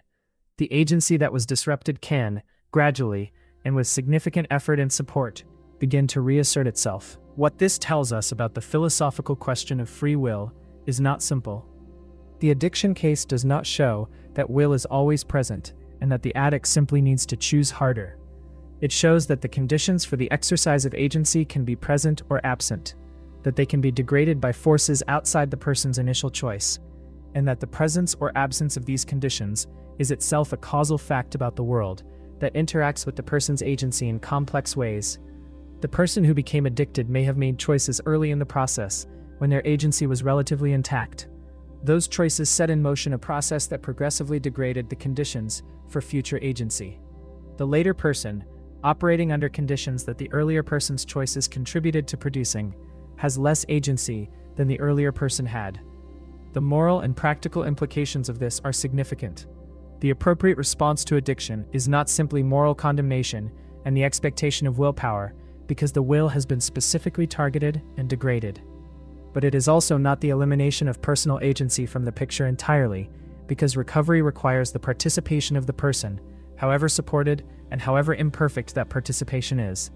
The appropriate response is something more nuanced, something that takes seriously both the neurological reality of the compulsion and the remaining, damaged, but not absent capacity for agency that the person still has. The person knows what they are going to do, and does not want to do it, and does it. And the wanting and the not wanting and the doing are all in the same person who is less free than they were, and not entirely unfree. Chapter 14. The Actor Who Forgot the Script. There is a moment that performers and writers and musicians and anyone who has been in the middle of genuinely creative work sometimes describe. A moment that has a specific quality different from the ordinary experience of doing things. The moment when something arrives that was not planned, when a direction emerges that was not anticipated, when the work produces something that surprises the person producing it. The musician playing improvised music finds a phrase that they did not decide to play, that arrived from somewhere that feels less like the deliberate application of skill and more like listening to something that was coming through them. The writer finds that a character has done something unexpected, that the story has moved somewhere they did not intend it to move, that they are discovering what happens rather than deciding it. The performer finds something in a moment that was not in the rehearsal, that was not in the script, that emerged from the specific live quality of the particular moment with the particular audience. These experiences are reported across many creative practices, and they tend to be described as among the most vivid experiences of the relevant kind of work. Not the mechanical application of learned skill, which has its own satisfactions, but the genuine emergence of something new, the sense that something is being discovered rather than manufactured, the specific aliveness of a moment that does not feel predetermined. And these experiences are often adduced as evidence against the determinist picture, as felt proof that something is happening that the causal chain from the initial conditions of the universe does not capture, that genuine novelty is being produced rather than simply revealed. The determinist has a response to this, and the response is interesting. The surprise you feel when something unexpected arrives in the creative process is not evidence that the arrival was uncaused. It is evidence that the causes that produced the arrival were operating in a part of the system that was not fully accessible to the conscious monitoring process. The phrase the musician plays arrived from a process that was running in neural systems, not fully transparent to the conscious mind, systems that have been trained through years of practice to produce certain kinds of musical responses to certain kinds of musical situations. The emergence feels like discovery because it was not consciously planned, but it was produced by causes, by the entire history of the musician's development and experience and practice, and the specific conditions of the current moment. The surprise is information about the limits of self-transparency, not evidence of causally unconditioned creativity. This response is accurate as far as it goes, and it does go quite far. The research on creativity and cognitive science supports the view that creative production involves processes that operate below the level of conscious deliberation, that incubation periods during which the conscious mind is not working on a problem allow unconscious processes to continue working, that creative insights often arrive in moments of relaxed attention rather than effortful focus, all of which is consistent with the view that the creative process is a causal process occurring in neural systems, some of which are accessible to conscious monitoring and some of which are not.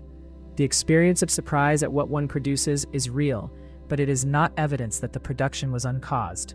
But there is something in the creative experience that the purely causal story, while not refuting, does not obviously capture. The experience of genuine creative surprise has a specific quality that distinguishes it from the surprise of encountering an unexpected external event. When something unexpected happens in the world, the surprise is the encounter with something that was not anticipated. When something unexpected arrives in the creative process, there's an additional quality, a quality of recognition, of yesness, of the feeling that this is right, even though it was not planned. The musician does not just find the phrase surprising, they find it fitting. The writer does not just find the character's action unexpected, they find it true. This evaluative dimension, the sense that the unexpected thing is not just novel but correct, is part of what distinguishes creative emergence from random noise, and it suggests that there is a process of evaluation occurring that the surprise model does not fully account for. The evaluative process is itself presumably causal. The sense that something is right rather than merely unexpected is produced by neural processes that are comparing the emergent result to some standard or set of standards and finding a match that produces the specific feeling of recognition. The standard against which the comparison is made was itself produced by causal history, by the accumulated aesthetic sensibility developed through years of exposure and practice and reflection. Nothing about this escapes the causal picture.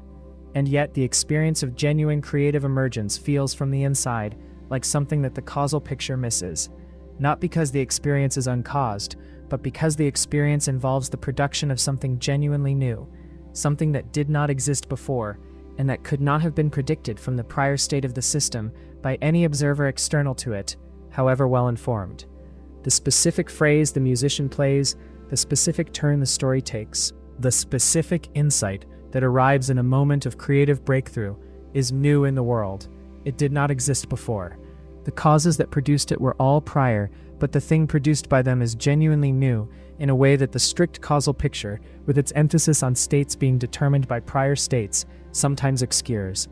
The philosopher Henry Bergson spent much of his career arguing against what he saw as the false picture of time and causality that mechanistic science offers, and in favor of a picture in which genuine novelty is produced in time, in which the future is not simply the unfolding of what was already implicit in the present, but contains real emergence, real newness that was not contained in what preceded it. Bergson's view is contested, and the scientific mainstream has not adopted it. But the intuition it responds to, the intuition that something new is produced in the creative moment, is not obviously dismissed by pointing out that the new thing was caused by prior states. The new thing was caused, and it is also new, and both of these can be true simultaneously. The actor who forgot the script found something that was not there before. The finding was caused, the something is new, and both of those things are true at the same time, which is the part that the pure causal story tells correctly, and also, somehow, does not quite get at. Chapter 15. The Two Clocks That Always Agreed. There is a problem that René Descartes created when he proposed the solution to a different problem. Descartes wanted to explain the nature of the human being, specifically the relationship between the thinking part, the mind that doubts and perceives and decides, and the extended part, the body that occupies space and is governed by the laws of nature. His solution was to say that these are two entirely different kinds of substance. The mind is a thinking, non-extended substance. The body is an extended, non-thinking substance. The mind is not in space and does not have physical properties. The body is in space and does not think. They are as different from each other as two things can be while both being real. The problem that this solution created was the problem of interaction. If the mind and the body are so fundamentally different, how do they affect each other? When you decide to raise your arm, something mental, a decision, a volition, a mental event with no physical properties, somehow causes something physical. The arm rising, a physical event in a body that has no mental properties. How does the non-physical cause the physical? Where do they meet? Descartes proposed the pineal gland as the point of interaction, which satisfied no one and remains a curiosity in the history of ideas.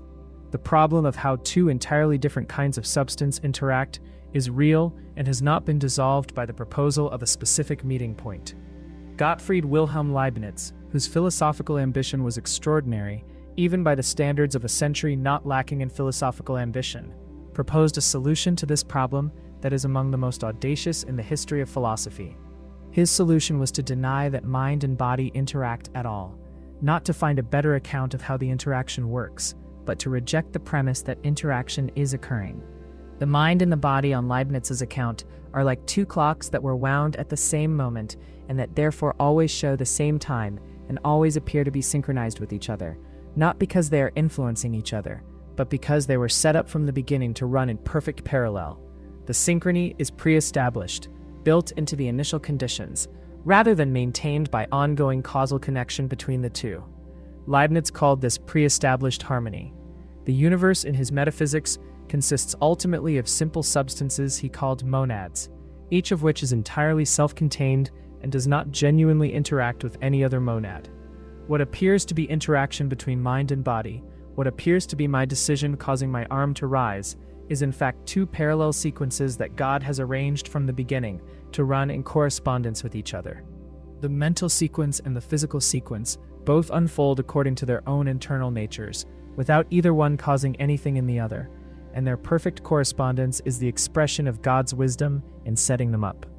The immediate response to this theory, and it is an ancient response that has been made many times, is that it seems to solve the problem of interaction by denying the most obvious fact about the mind-body relationship, which is that they do interact, that decisions do cause actions, that physical events do cause mental states, that the pain in your hand when you touch a hot stove is caused by the physical event at the stove, and in turn causes the mental event of wanting to withdraw. To say that these are not genuine interactions, but merely parallel sequences that were prearranged, seems to be saving a metaphysical theory at the cost of denying what everyone knows about their experience. Leibniz's response to this objection was to say that the denial of interaction does not deny the appearance of interaction. From the inside, from the perspective of any individual monad, things appear to interact. The mental and the physical sequences appear to be causally connected. The appearance is not an error exactly. It is the correct phenomenological report of the situation in which two sequences are perfectly correlated. But the perfect correlation is produced by the pre-established harmony, rather than by genuine causal connection. The appearance of causation is saved, even though the reality of causation is denied. This move has a specific relevance to the free will debate that goes beyond the historical interest of Leibniz's system. Pre-established harmony is an extreme version of a more general philosophical move, the move of explaining the relationship between mind and body by denying that there is genuine causal interaction between them, while accounting for the perfect correlation between mental and physical events. The contemporary version of this move does not typically invoke God and does not speak of pre-established harmony, but it faces a recognizably similar structure of problem. The view called epiphenomenalism, discussed in the chapter on the puppet who feels free, holds that mental events are caused by physical events, but do not cause anything in return. The physical sequence runs on its own causal power, producing both the physical outputs and the mental events that accompany them. The mental events are the appearance of the physical events in consciousness. and they occur whenever the corresponding physical events occur, but they do not have any causal power of their own.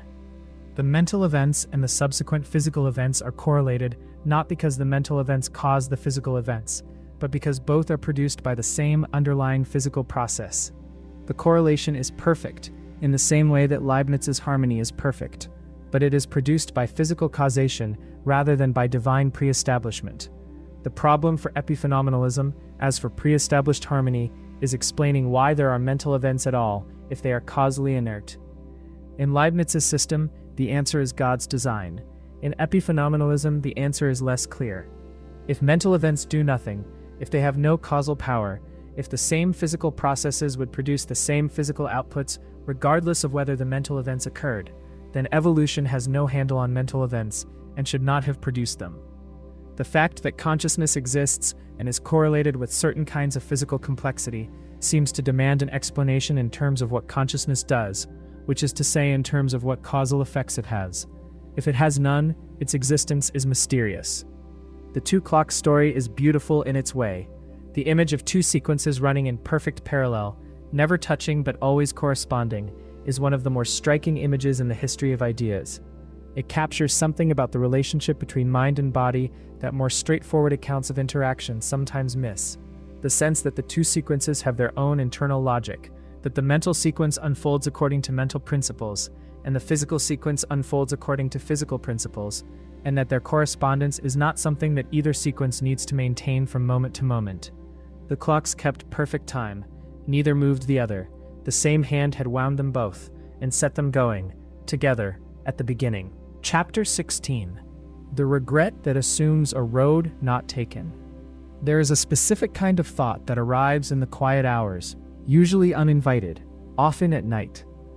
The thought takes the form of a conditional. If I had done that differently, if I had said the other thing, if I had stayed instead of going, or gone instead of staying, or spoken when I was silent, or been silent when I spoke. The conditional is followed by an imagined alternative, a version of events that did not occur, and that is being rehearsed now with the full emotional weight of something that matters, something that still has stakes, even though the moment it concerns is in the past and unchangeable. The emotional weight is the weight of regret, and regret is the specific pain of the gap between what happened and what you believe could have happened, between the road taken and the road you are imagining now, in the quiet, with the full knowledge of where the road you took has led. The structure of regret reveals something that is worth examining carefully. Regret is not merely the wish that things had gone differently, the way one might wish that it were not raining, or that the traffic were less heavy. It is the wish that you had made a different choice, and the pain of regret is the pain of a counterfactual that assigns responsibility to the self. Not bad luck, not someone else's decision, not the impersonal working of circumstances. Your decision, the thing you chose to do or failed to choose to do, the action or the inaction, the words spoken or left unspoken.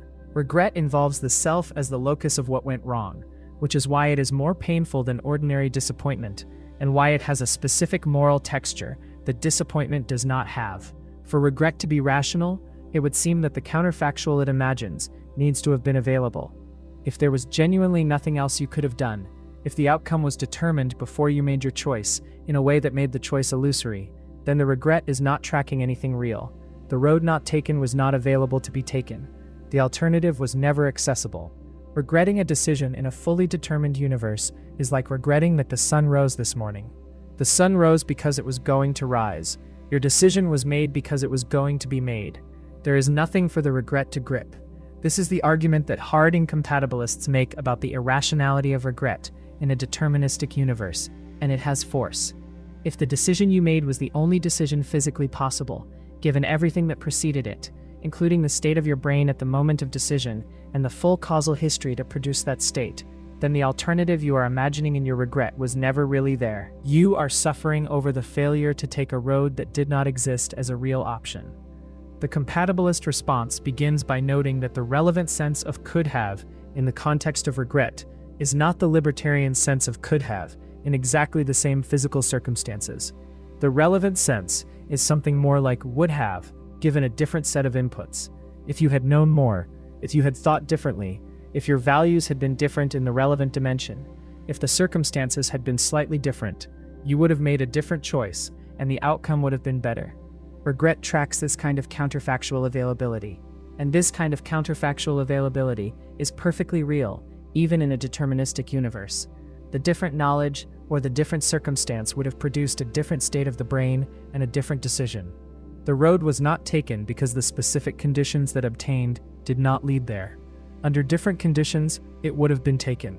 The regret is tracking the gap between the conditions that obtained and the conditions that would have produced the better outcome.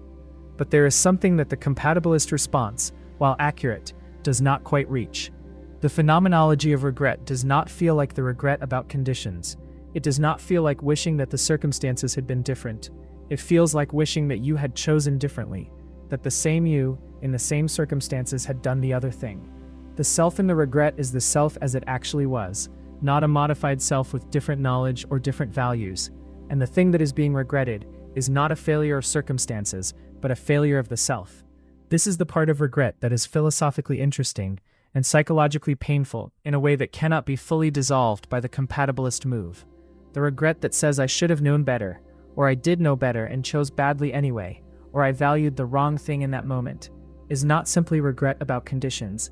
It is regret about the self, about who one was in that moment, and what that self chose.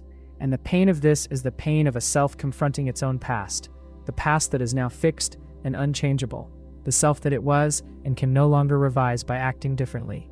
The psychologist Daniel Kahneman has distinguished between what he calls the experiencing self and the remembering self, noting that these two versions of the self have different relationships to experience and to time. The experiencing self is the self that is in the moment, undergoing whatever is currently happening. The remembering self is the self that constructs and maintains the narrative of what has happened. And it is the remembering self that does the evaluating and the regretting. The regret is a product of the remembering self, looking back at the experiencing self's choices and comparing them to the alternative that was not taken. The deep question about regret is whether the pain it causes is appropriate, whether it is tracking something that rational creatures should track, or whether it is a kind of cognitive error, a response calibrated for a world in which the past could be different from how it was, and therefore misfiring in a world where the past is fixed. The answer seems to be that the pain of regret is not simply a cognitive error, even if the past cannot be changed, because the backward-looking evaluation is also forward-looking learning. The pain of regret about a past choice shapes future choices in ways that improve the quality of future decision-making. The regret is the signal by which the self updates itself, marks the gap between what it did and what it values, and carries that marking into the future, where it can influence the next decision. The road not taken was perhaps not available.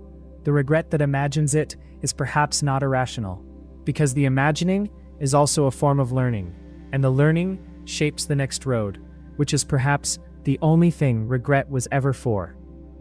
Chapter 17. The Child Before the World Got Hold of It. There is a photograph of a person you know, taken before you knew them, from a time when they were very young.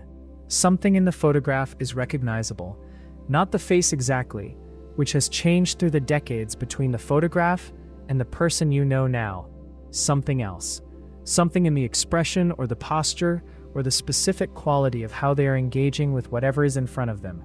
You can see the person they became and the person they were, even before the experiences that would shape them had accumulated, even before the choices that would define them had been made, even before the world had done most of its work. Something was already there. This recognition is common, and its implications are significant. The temperament that the photograph captures, the characteristic way of being in the world that is visible, even in a child who has not yet lived much of their world, is not primarily the product of the experiences that followed the photograph. It was there first. It arrived with the person, or very close to arriving with the person, expressing a nature that was in some meaningful sense prior to the world that would subsequently shape it. The world got hold of it, but it was something before the world got hold of it, and what it was before has continued to be visible through everything that the world subsequently did. The behavioral geneticist Robert Plomin has spent his career studying the relative contributions of genes and environment to the psychological characteristics of human beings, and his conclusions are more strongly in favor of genetic influence than the mainstream psychological and popular consensus has been comfortable with. Plomin's reading of the twin and adoption studies, the studies that compare identical twins raised together with identical twins raised apart, and adoptive siblings raised together with biological siblings raised apart, leads him to conclude that genetic factors account for a substantial proportion of the variation in virtually every psychological characteristic that has been studied. Personality traits, cognitive abilities, emotional tendencies, social behavior, even characteristics that seem like they should be primarily shaped by environment, like political attitudes or religiosity, show significant heritability. The heritability findings are often misunderstood in both directions. Misunderstood in one direction, they suggest that genetics is destiny, that what a person is was written in their DNA before birth. This overstates what heritability means. Heritability is a statistical property of a population in a particular environment, not a property of an individual. It tells you what proportion of the variation in a trait across a population can be attributed to genetic differences between individuals. It does not tell you that the trait is fixed, or that environmental interventions cannot change it. A trait with high heritability can still be dramatically affected by the right environmental change, because the heritability statistic captures the effects of genetic variation within the range of environments that exist in the population being studied, not across all possible environments. Misunderstood in the other direction, the heritability findings are minimized or explained away on the grounds that correlation between biological relatives does not prove genetic causation, or that shared environments between twins make the genetic interpretations uncertain. These objections have force in specific cases, but the overall pattern of the findings across decades of research and multiple methodologies is robust enough that the general conclusion that genetic factors play a significant role in shaping psychological characteristics is not seriously contested by researchers in the field, even among those who emphasize environmental influences. What the heritability research shows, more precisely, is that the starting point of a person's psychological development is not a blank slate on which the environment writes everything that the person will become. There is a prior text, or more accurately a prior tendency, a set of dispositions that influence how the person will respond to the environments they encounter, what they will find rewarding and what aversive, how readily they will develop certain kinds of skills or certain kinds of difficulties, what the shape of their emotional life is likely to be. This prior tendency is not immutable, and it is not the whole story, but it is there, before the world gets hold of the child, shaping the child's interaction with the world from the first moment of that interaction. The twin study findings on separated identical twins are among the most striking in the literature. Identical twins raised apart, who have shared no common environment since very early in life, show correlations in personality, interests, abilities, and even specific behaviors that are sometimes as high as the correlations between identical twins raised together. The twin who never knew their co-twin turns out to have developed similar characteristic humor, similar occupational interests, similar patterns of relationship, sometimes even similar specific habits. The similarities emerge not because the twins were taught the same things or exposed to the same influences, but because they started from the same genetic place, and their starting points constrained and shaped the range of outcomes that their different environments produced. The family environment that the child had no say in being born into adds the next layer of influence on top of the genetic starting point. The family is the first social world, the context in which attachment forms and emotional regulation develops, and the basic expectations about relationships and safety are installed.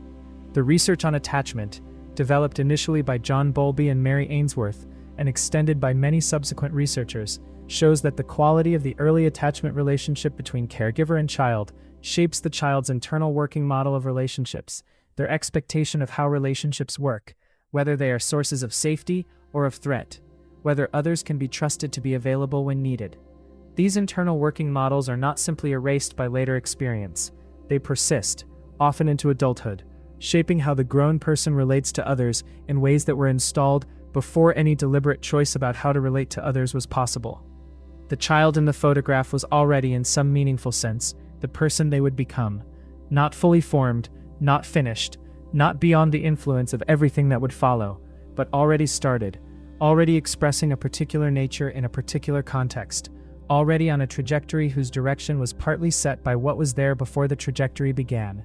What was there, before the world got hold of it, was already the beginning of the person who would later believe they had chosen themselves. Chapter 18. The meditation that changed the question. There is a practice that has been conducted in various forms across several thousand years of human history in traditions that developed independently in India and China and Japan, and in various strands of the Abrahamic traditions. A practice that involves sitting quietly and attending carefully to what is actually present in experience, without the usual running commentary, without the usual forward and backward motion of the mind into memory and anticipation, without the usual narrative construction that makes the sequence of moments into a story about someone who is having them. The practice is simple to describe and extremely difficult to sustain, and the people who have sustained it across long periods report that it changes something fundamental about how the question of the self and its choices presents itself. The change is not primarily a conclusion. It is not that the meditator sits quietly for a sufficient number of hours and arrives at the answer to the free will debate. The change is more like what happens when you look at an optical illusion for long enough that you can shift between the two possible images at will. The image does not change. Your relationship to it changes. The question of which of the two images is the real one dissolves when you can inhabit either perception at will. The free will debate, after sufficient contemplative practice, can undergo something similar. Not answered, but transformed. The transformation begins with attention to what is actually present when you look for the chooser.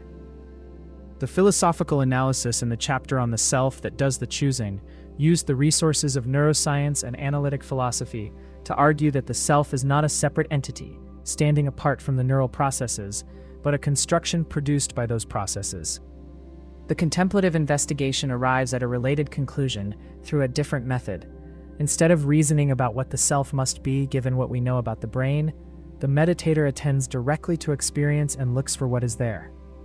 What is found, consistently across different traditions and different practitioners who have gone deeply into this investigation, is not a self that is doing the attending. The attending is happening. The thoughts and sensations and perceptions are arising and passing. But the one who is attending, the subject who is supposedly having these experiences, is not found as a separate entity in the experience. There is experience. The witness to the experience, the one who would be the chooser in the free will debate, is not found as a thing separate from the experiencing. The investigation does not find an absence where the self should be. It finds something more subtle, which is that the structure of the question, the presupposition that there is a looker separate from the looking, is not supported by what is actually found when the looking happens carefully. The Buddhist philosopher Nagarjuna, writing in the 2nd century CE, developed an analysis of dependent origination that addresses this from a different angle. Nagarjuna argued that nothing exists independently, that everything that exists is what it is in dependence on other things, and that the attempt to find the essence of anything, the thing that makes it what it is in itself, apart from its relationships and dependencies, always fails. Applied to the self, this analysis suggests that the self is not a thing with an essence, but a pattern of dependencies, a structure of relationships that cannot be found as a fixed entity when looked for directly. The self is empty of inherent existence, not in the sense that it does not exist at all, but in the sense that it does not exist in the way that the common assumption assumes it exists, as a fixed, independent entity that owns the mental processes rather than arising in dependence on them. The Advaita Vedanta tradition in the Hindu philosophical lineage arrives at a related place through a different route. The investigative method associated with the philosopher Ramana Maharshi involves asking, "Who am I?" not as a rhetorical question, but as a genuine inquiry into what is present when the question is actually pursued. The pursuit involves noting that every object of awareness, every thought, every sensation, every perception is something that is known, something that is present to awareness, and asking what awareness itself is. The inquiry does not arrive at an answer that can be stated in the usual way. It arrives at a recognition that cannot be fully captured in propositional form, but that practitioners describe as the recognition of awareness as the ground of all experience, prior to and not identical with any particular self or any particular content of experience.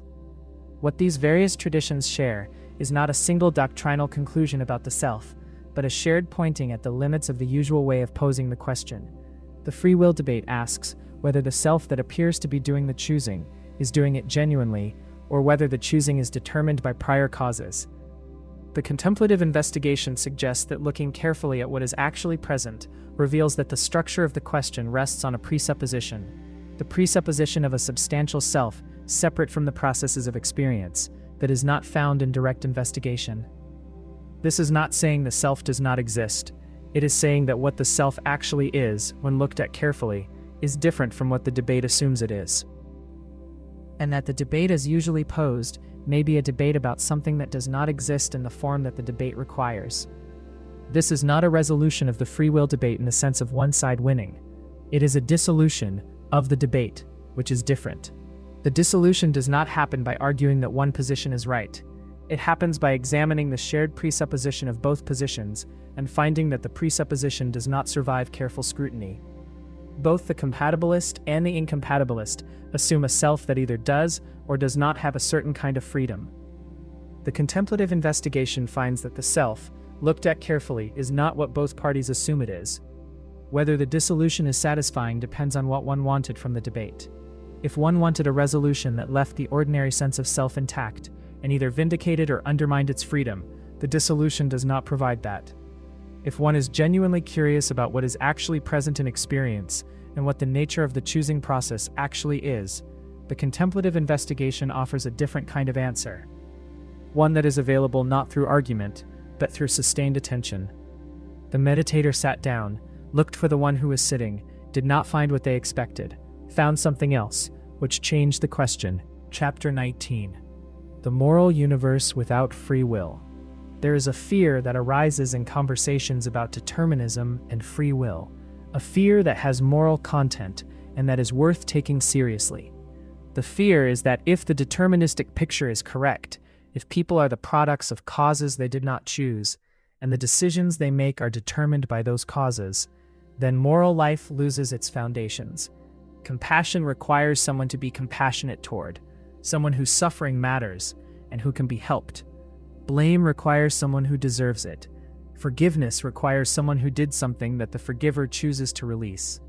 If the determinist picture dissolves the self into a causal process, if it removes the genuine agency that seems to underlie these moral categories, then the moral categories might dissolve along with it. The fear is understandable, but it is based on a premise that deserves examination. The premise is that moral life requires a specific kind of metaphysical underpinning, specifically libertarian free will, and that without this underpinning, the moral practices that constitute a decent human life become either incoherent or impossible. The examination reveals that this premise is not obviously right, and that some of the most important moral capacities may actually be supported rather than undermined by the deterministic picture. Begin with compassion. The compassion that the deterministic picture might be thought to threaten is compassion for people who have made choices that have harmed them or others. The worry is that if their choices were determined, they are not really responsible, and if they are not really responsible, the appropriate response is not compassion, but something else, perhaps indifference to the outcomes of processes that are simply running. But this worry misunderstands what compassion is for. Compassion is a response to suffering, not a response to desert. The person whose suffering is the result of choices determined by their history is still suffering. The suffering is real regardless of whether the choices were freely made. If anything, the deterministic picture that reveals the specific causal history that produced the choices, the difficult early environment, the neurological vulnerabilities, the limited options, the specific pressures that shaped the decision, provides more material for compassion rather than less. Understanding why something happened is not the same as approving of it. Understanding the causes of suffering tends to deepen rather than diminish the compassionate response. The philosopher Paul Russell has argued that what he calls naturalistic morality, the moral life understood in terms of human capacities and vulnerabilities rather than in terms of supernatural sanctions or libertarian free will, is not a diminished moral life, but a more honest and in some ways richer one. The compassion of naturalistic morality is not the compassion that pities people for failing to overcome determined fates. It is the compassion that recognizes the conditions under which people develop and make choices, that takes seriously the role of circumstance in producing outcomes, and that responds to human vulnerability with the care that vulnerability warrants. This compassion does not require the fiction that people could have been otherwise, than they are in the deepest metaphysical sense. It requires only the recognition that they are suffering, and that the suffering can be addressed. Consider forgiveness. The worry about forgiveness in the deterministic picture is similar. Forgiveness seems to require that the person forgiven did something wrong, that they were responsible for the wrong in a way that created a moral debt that the forgiver is releasing. If the wrong was determined, if the person could not have done otherwise, what is there to forgive? The worry has force, but it misses something about what forgiveness is actually doing in human relationships. Forgiveness is not primarily a metaphysical transaction in which a deserved punishment is remitted. It is a relational act, an act in which the person who is harmed chooses to release a certain kind of resentment, and to continue or restore a relationship without carrying the specific burden of the harm. The benefit of forgiveness is primarily to the forgiver, who is released from the ongoing cost of sustained resentment, and to the relationship, which can continue without being permanently defined by the harm. Neither of these benefits requires that the person who did the harm was a libertarian free agent. They require only that a harm occurred, that a relationship exists or could exist, and that the release of resentment is a genuine possibility. The deterministic picture may actually support certain forms of forgiveness more readily than the retributive picture it is thought to undermine. If the person who harmed you was doing what their history and their neurology and their circumstances produced, the resentment that treats them as having deliberately and freely chosen to harm you becomes somewhat less appropriate. The resentment appropriate to a free and deliberate agent is calibrated for a kind of agency that the deterministic picture suggests is not present in the form assumed. The softer response that takes seriously the causal history that produced the harm is not a weaker moral response. It is a more accurate one, calibrated to what actually happened rather than to a simplified picture of free choice. The neuroscientist Robert Sapolsky, who holds a strong view against libertarian free will, has argued that the moral consequence of taking the deterministic picture seriously is not the collapse of moral concern, but a shift from retributive to preventive and rehabilitative thinking. If behavior is the product of biology and circumstance, the appropriate response to harmful behavior is not primarily punishment for desert, but intervention in the conditions that produce harmful behavior. This is not a softer response. It is a more demanding one, because it requires understanding the causes well enough to intervene effectively, and it requires the sustained institutional commitment to prevention and rehabilitation that is more costly than simply punishing and moving on. The compassion, forgiveness, and decency that survive the deterministic picture are not diminished versions of their counterparts in the libertarian picture. They are versions grounded not in the fiction of desert, but in the reality of vulnerability, in the genuine recognition that human beings are products of conditions they did not choose, that the conditions produce suffering as well as flourishing, and that the suffering can be addressed, and the conditions can be improved. Moral life in the deterministic picture is not moral life without foundations. It is moral life with different foundations. Foundations that rest on the brute fact of human vulnerability and the human capacity for response to vulnerability, rather than on a metaphysical picture of free agents getting what they deserve. The deterministic universe still contains suffering, and the capacity to respond to it, and the response may not require the metaphysics. Chapter 20. The Illusion That Works. There is a philosopher who has spent 30 years arguing in careful detail that free will is an illusion, that the deterministic processes of the physical world leave no room for the kind of agency that ordinary moral and personal life assumes, that the self who appears to be choosing is itself a construction of processes that are not under any self's control. This philosopher has published books making the argument with precision and has responded to counter-arguments with thoroughness. The argument is their considered view, reached through careful study and refined through engagement with the best objections the field has produced. They believe it. And then they go home, and they make dinner, deciding what to cook based on what they feel like eating. They apologize to someone they have wronged, meaning the apology as a genuine expression of regret and responsibility. They feel pride in something they have accomplished and disappointment in something they have failed at. They praise their children and encourage their students and experience gratitude toward people who have helped them. They plan for the future as though the future is genuinely open, as though what they do now will matter for what comes later, as though they are the kind of agent whose decisions make a genuine difference. None of these ordinary activities of a human life have been modified by the conclusion that free will is an illusion.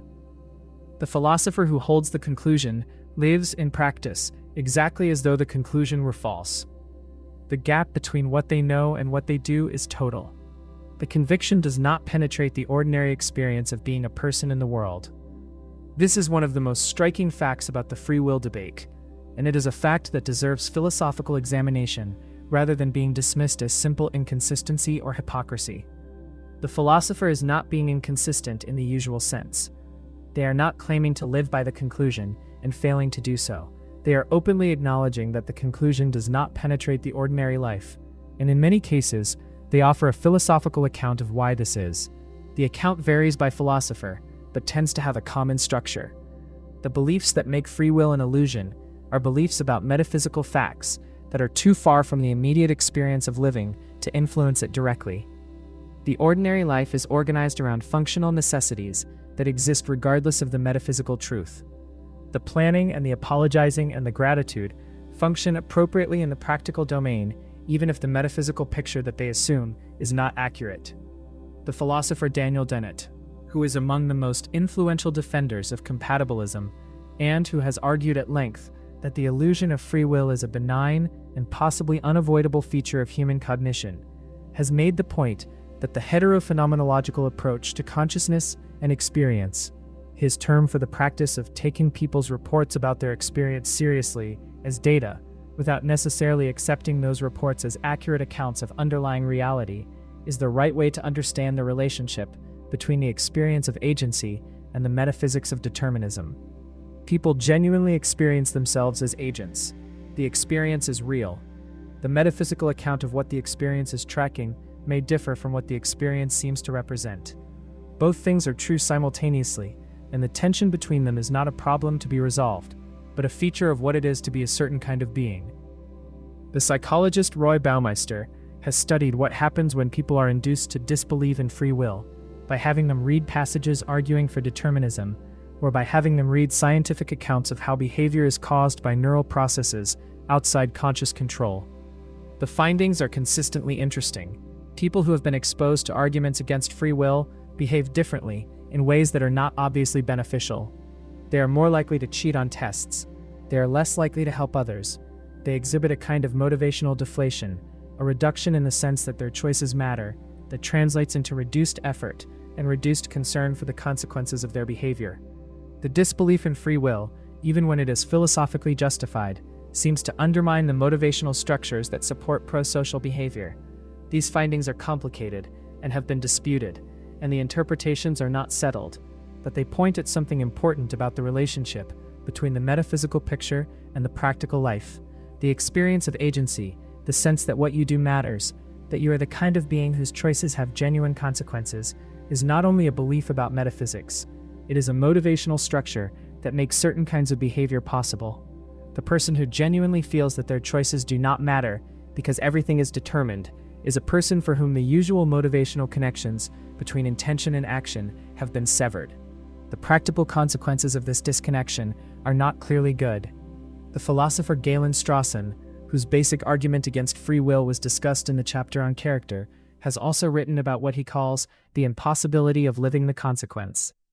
If free will is impossible, as his argument suggests, then it is also impossible to genuinely live as though it were impossible. The ordinary human life is so thoroughly organized around the assumption of agency that to genuinely remove the assumption would be to make the ordinary human life impossible.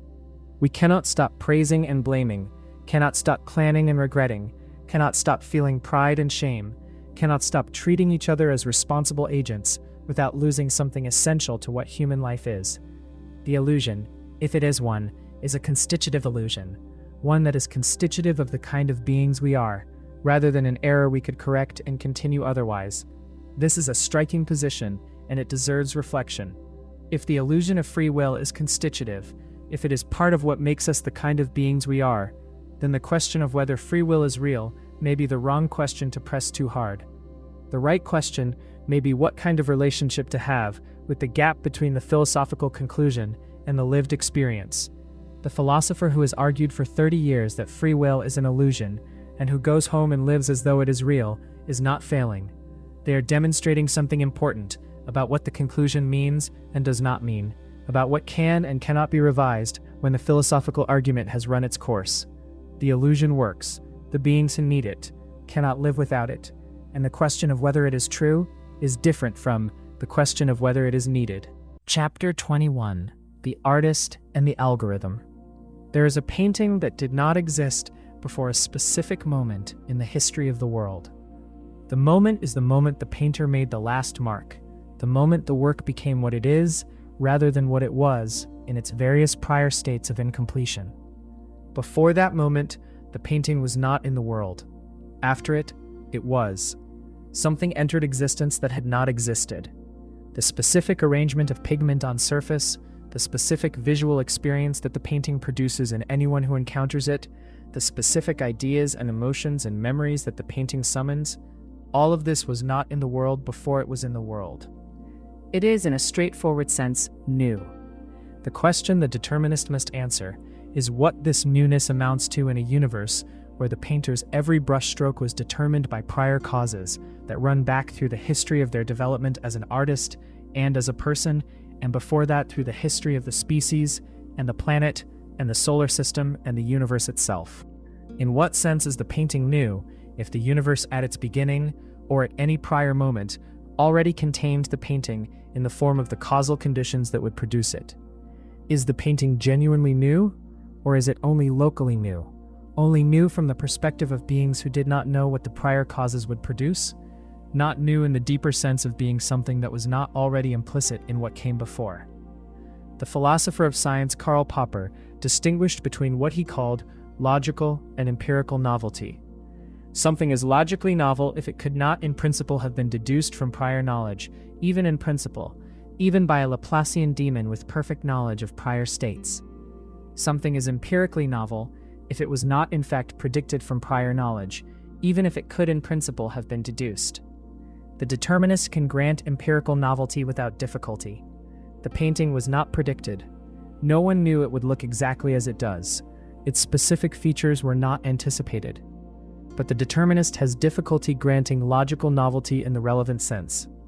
If the universe is deterministic, then a sufficiently complete knowledge of prior states would have sufficed to predict every feature of the painting in principle. The painting was not logically novel. It was already implied. The mathematician and philosopher Henry Bergson, whose defense of genuine novelty in time appeared earlier in this series, argued that the logical novelty question is malformed. The mistake is to think that the future exists in the present in the form of potentialities that are already there, waiting to be realized. The future is genuinely open, not in the quantum indeterminist sense, but in the sense that it is not yet there to be deduced from. The painting, before it was painted, was not a specific possibility waiting to be actualized. It was genuinely absent, not just unknown. The creation of the painting was not the discovery of something that was already implicit. It was the production of something genuinely new. Bergson's position is contested and difficult to reconcile with the standard physical picture of the universe, in which the evolution of states is governed by laws that relate each state to its successor. But it captures something that is difficult to relinquish about the experience of creation. The experience of creating something genuinely new does not feel like the experience of discovering something that was already there. It feels like production, like making, like bringing into existence something that was not there in any form. The painter engaged in the creative process did not feel like they were following a script that had been written before they were born. They felt like they were doing something, exploring, responding, discovering what the work wanted to be, making choices that mattered because the work could have been otherwise. The emergence of artificial intelligence that produces paintings and music and text has sharpened the philosophical question in a new way. If an algorithm trained on vast quantities of human creative output can produce images that are novel in the empirical sense, images that have not existed before, and that are visually interesting and sometimes beautiful, does this change what we should think about human creativity? The algorithm is deterministic, or nearly so. It produces outputs that were not explicitly specified in advance. Its outputs are new in the sense that they did not exist before they were produced. And yet the response to algorithmically produced art tends to be that something is missing, that the novelty is not the right kind of novelty, that the newness of the output does not constitute genuine creativity in the way that a painting by a human artist does. The intuition that something is missing is interesting and not easy to articulate. It is not simply that the algorithm lacks consciousness, because consciousness is not obviously required for creativity in all its forms. It is something more specific, something about the relationship between the creator and the created, about the way the work is shaped by a perspective that is itself shaped by a life, about the way the choices made in the creative process are connected to something that is at stake for the creator in a way that is not at stake for the algorithm. The algorithm produces outputs. The artist produces something that matters to them, something that is connected to who they are and what they care about and what they are trying to understand or express. The connection is not incidental to the work. It is constitutive of what the work is. This matters for the free will question, because it suggests that the creativity question is not simply about whether the output was determined by prior causes, but about the relationship between the output and the process that produced it. Specifically about whether the process involves something like genuine concern, genuine stakes, genuine caring about what the work becomes. The algorithm is indifferent to its outputs in a way that a human creator is not. The human creator, even if their process is in some sense determined, is engaged in a way that gives the determination a different character, a character in which the causes that produce the output include the creator's own values and concerns and history and commitments. Every painting was always going to look exactly the way it does, and the painter making it was always going to care about how it looked, and the caring is part of what it looks like, which the algorithm does not provide. Chapter 22. The verdict that was always coming. There is a trial that is taking place in a courtroom somewhere right now. There is a judge, and there is a jury, and there is a person who has been accused of something. And the proceeding is organized around a set of questions that the legal system has developed over centuries to address in a structured way. Did the person do the thing they are accused of doing? If they did, were there circumstances that mitigate their responsibility? If they are found guilty, what consequence is proportionate to what they did? The structure of the proceeding assumes that these questions have answers that can be discovered through the examination of evidence and the application of legal principles, and that the answers will determine what happens to the person when the proceeding concludes. What the determinist picture adds to this scene, and what makes the addition unsettling, is the observation that everything in the courtroom was determined before the people in it were born. The crime that occasioned the trial was determined. The evidence that was gathered and presented was determined. The arguments made by the prosecution were determined. The deliberations of the jury were determined. The verdict was determined. The sentence was determined. The system that produced the crime and the trial and the verdict and the sentence was itself determined, including the centuries of legal development that produced the principles the trial is organized around, including the social and political history that produced the legal system, including everything back to the initial conditions that the determinist picture identifies as the origin of all subsequent states. There is a specific quality to thinking about the criminal justice system through the determinist lens that is different from thinking about individual decisions through that lens. The individual case can be treated as a local phenomenon, the specific causal history of a specific person producing a specific outcome. The criminal justice system is a second-order phenomenon, a system that exists specifically to respond to the first-order phenomena of crime and harm, that has been constructed by a society for the purpose of doing something about what happens when people harm each other. When the determinist picture is applied to the system as well as to the individuals the system processes, the system itself appears as part of the causal chain that was always going to unfold in the way that it unfolds. The judge who imposes a sentence was always going to impose it. The jury that returned the verdict was always going to return it. The legislator who wrote the law that defines the crime was always going to write it. The philosopher who argued for the reform of the legal system was always going to argue for it. The reformer who succeeded in changing the law was always going to succeed. Nothing in the system was not determined, including the parts of the system that are explicitly about holding people responsible for what they have done. The system of responsibility was itself produced by causes that preceded the system. This observation has a vertiginous quality when fully absorbed. The structure of response to the determinist picture is itself determined. The compassionate response that takes seriously the causal history of the accused was always going to be advocated. The retributive response that insists on desert was always going to be advocated. The legal reforms that have made the system more humane were always going to occur when they occurred. The legal systems that have been brutal were always going to be brutal when they were brutal. The history of how societies have organized their response to harm is a determined history, as determined as the history of the harms themselves. What survives this recognition, and whether anything survives it, is the central question. The answer that the determinist who takes the compassionate position tends to give is that the recognition of determination does not collapse the distinction between better and worse responses to harm. The system that responds to crime by trying to understand and address its causes is still better, in the sense of producing better outcomes, than the system that responds to crime by delivering what it considers deserved punishment, without attention to causes.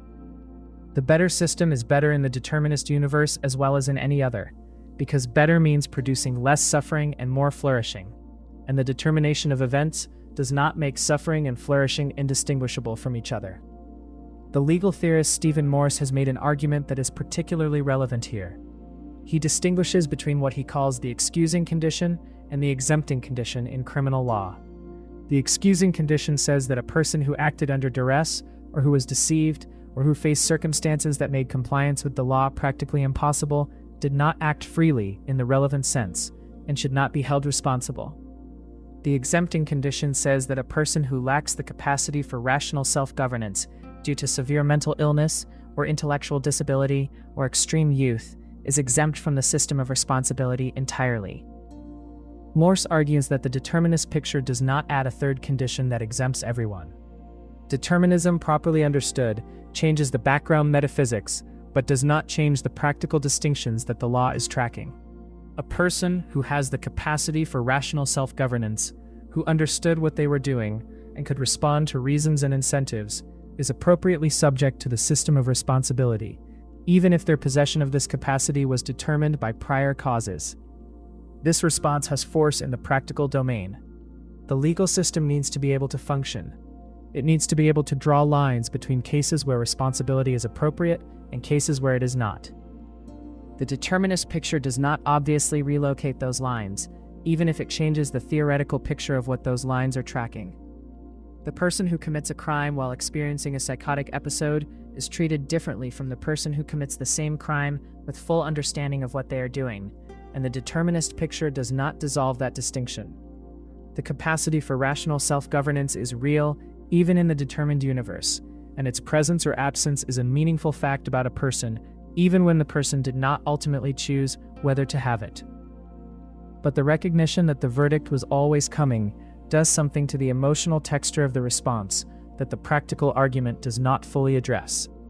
The judge who imposes a sentence with the full awareness that the sentence was determined, that it could not have been otherwise, that it was produced by the same causal chain that produced the crime, is in a different emotional position than the judge who experiences the sentence as a free act of justice being delivered.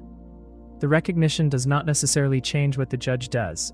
It may change what the judge feels about what they are doing, the quality of the attending that accompanies the act. The verdict was coming. It arrived. The judge pronounced it. And none of these was not also part of the world that was always going to be. Chapter 23. The Love That Chose You. There is a story that people tell about falling in love, and the story has a specific structure that appears across cultures and across centuries and across the enormous variety of contexts in which love arises. The story begins with contingency, with the accident of encounter, with the specific circumstances that happen to bring two people into proximity.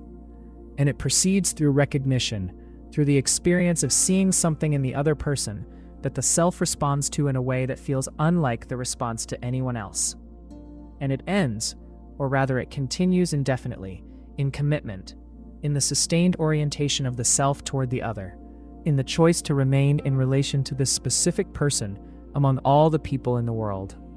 The element that matters most to the people in the story, the element that gives love its specific weight and significance, is that it feels chosen. Not chosen in the sense of being selected from a menu after careful evaluation of the options, chosen in the deeper sense of being an expression of who the lover is, of what they value, of what they recognize as worth orienting toward. The love feels like the fullest expression of the self, the place where the self is most completely itself, most completely engaged, most completely given over to something that matters. And the person loved feels chosen in a way that is connected to this, feels that the love they receive is the specific response of a specific person to who they specifically are, rather than a generic response that would have been triggered by anyone who met certain general criteria. What the determinist picture introduces into this story is uncomfortable in a specific way. If who you fell in love with was determined by the causal history that produced you, by the family you grew up in, and the earliest relationships that shaped your patterns of attachment, and the specific experiences that formed your sense of what you respond to, and the specific moment in your life when you encountered the specific person in the specific circumstances that obtained, then the love was not chosen in the way the story assumes. It was produced. You were always going to fall in love with this person, or someone who met the conditions that this person meets, given who you were at the moment of encounter and what the encounter was like. The love was the output of a process that you did not design. The first thing to notice about this is that it is true of everything that feels most deeply personal and most deeply chosen. The values you hold most firmly, the commitments you would be least willing to abandon, the things you care about most, were all produced by the causal history that produced you.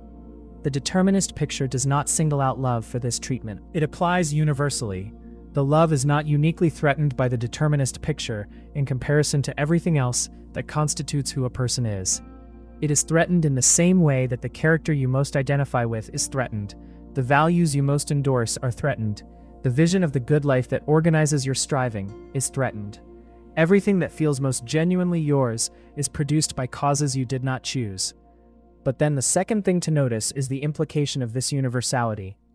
If everything that feels most genuinely yours is produced by causes you did not choose, then the feeling of genuine possession, of genuine identification, cannot be tracking the metaphysical property of having chosen without causal antecedents. It must be tracking something else. What it is tracking, the compatibilist suggests, is the degree to which the thing identified with is constitutive of the self, rather than external to it. The degree to which it is something you would affirm if you reflected on it, rather than something you would revise. The degree to which it expresses, rather than contradicts your deepest commitments. The love that you did not choose to have, in the libertarian sense, can still be the love that is most completely yours, most completely expressive of who you are, most completely something you would affirm on reflection, rather than revise. The person who discovers, through reflection, that the love they fell into is the love they would choose if they were choosing deliberately, has a relationship to the love that is not undermined by the recognition of its causal origins.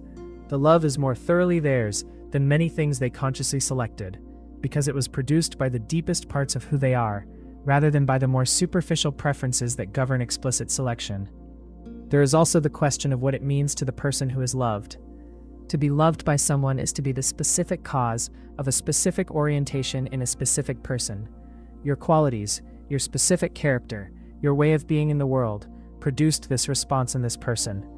The fact that the response is produced rather than freely chosen in the libertarian sense does not obviously diminish it. The response is still specifically yours, still specifically caused by who you are rather than by who someone else is, still an expression of the fact that you, specifically, are the kind of person whose existence in the world produces this specific effect in this specific other person. The causal story does not make the love generic, it makes it specific in exactly the right way. The philosopher and novelist Iris Murdoch argued that love is the supreme form of moral attention, the fullest possible exercise of the capacity to see another person as they actually are, rather than as a projection of one's own needs and fears. On Murdoch's view, love at its best is not primarily a feeling or a preference, but a practice of attention, a sustained effort to perceive the specific reality of the other person with as little distortion as possible. This understanding of love is not threatened by the determinist picture. The capacity for this kind of attention, if it is produced by causal history, is not less real for being produced. The attention itself, when it occurs, is genuinely attending to something specific and real about the person attended to. The love that chose you may have been inevitable. The choosing may have been a process. that ran through someone's history and came out as this, as you, as the specific fact of being seen by a specific person who could not have seen you any other way. Chapter 24. The life lived as though it mattered. There is a philosopher who held that everything in the universe, including human behavior, follows necessarily from prior causes, with the inevitability of a geometric proof. Baruch Spinoza, writing in the 17th century in circumstances that included excommunication from his Jewish community and the absence of most conventional social comforts, developed a metaphysical system in which freedom is not the absence of determinism, but the understanding of it. The person who understands the causes that produce them is freer, in Spinoza's sense, than the person who is driven by those causes without understanding them, not because understanding changes what will happen, but because understanding changes the quality of the relationship between the person and what happens. And Spinoza lived with what appears to have been extraordinary intensity. He worked with care and precision at the philosophy that he believed mattered. He maintained friendships of genuine depth. He engaged with the political and religious controversies of his time with the full commitment of someone for whom the outcome was not indifferent. He ground lenses for a living with the attention and craft that skilled work requires. He wrote letters to people who had questions about his philosophy with the patience of someone who believed that clarity was worth the effort of producing. He lived, in short, as though things mattered, across the full span of a life organized by a philosophical system that might be expected to undermine the sense that things matter. Spinoza is not an isolated case. He is one example from a long sequence of human beings who have held, at various levels of explicitness and sophistication, that human behavior is the product of prior causes, that the self is not the uncaused cause of its own actions, that the universe runs according to laws that do not make exceptions for human agency, and he has simultaneously lived with the full engagement that characterizes a life in which things are genuinely at stake. The Stoic philosophers of ancient Greece and Rome developed an elaborate account of how rational beings are embedded in a determined cosmos, and found in that account not a reason for passivity, but a reason for specific kinds of active engagement. The Buddhist traditions that developed the doctrine of no self, across several millennia, produced not a culture of nihilism, but some of the most elaborate moral and contemplative practices in the history of human civilization. The many religious traditions that combine belief in divine foreknowledge with robust practices of prayer and moral effort demonstrate across billions of people and centuries of history that the theoretical commitment to determinism does not prevent or even particularly reduce the practical commitment to living as though what one does matters. What these examples collectively demonstrate is something that the philosophical analysis of the free will debate sometimes obscures, which is that the lived reality of human commitment does not wait for the free will debate to resolve before proceeding. Human beings have not, in general, suspended their engagement with life pending the resolution of a philosophical question about the ultimate nature of agency. They have lived with the full weight of their circumstances and their histories and their loves and their obligations, regardless of what the philosophical picture looked like. The philosophical picture has influenced the form of the engagement, has shaped the specific character of the commitments and the specific nature of the moral practices that different traditions have developed. But it has not, on the evidence of history, been capable of extinguishing the basic orientation toward life as something worth taking seriously. The existentialist traditions of the 20th century confronted this directly and made it the center of their inquiry. Sartre, who held a specific version of the freedom view that went in the opposite direction from determinism and held that human beings are condemned to freedom, also documented at length the human tendency toward what he called bad faith, the tendency to live as though one were not free, to treat oneself as determined by circumstances and roles and the expectations of others, to escape the burden of freedom by denying it. The bad faith that Sartre described is in some ways the mirror image of the problem this series has been examining. The problem of the series has been whether freedom is real. The problem of bad faith is whether people will actually inhabit the freedom they have, rather than fleeing from it. What both directions of philosophical pressure reveal is the same underlying fact about human beings. They are the kind of beings for whom the question of how to live arises with urgency, and for whom the urgency persists regardless of the theoretical picture that surrounds it. The urgency is not produced by the philosophical answer to the free will debate. It is a feature of the kind of being that is capable of asking the question in the first place, and it is present whether the answer to the question turns out to favor the libertarian, or the determinist, or the compatibilist, or none of the above, who was not primarily engaged with the free will debate, but who was deeply engaged with the question of how to live in a universe that does not obviously provide meaning, wrote about what he called the absurd, the confrontation between the human need for meaning and clarity, and the universe's silence on those questions. His prescription was not to resolve the confrontation by answering the unanswerable, but to live within it, to maintain the full engagement with life, while acknowledging fully that the universe does not guarantee the significance of that engagement.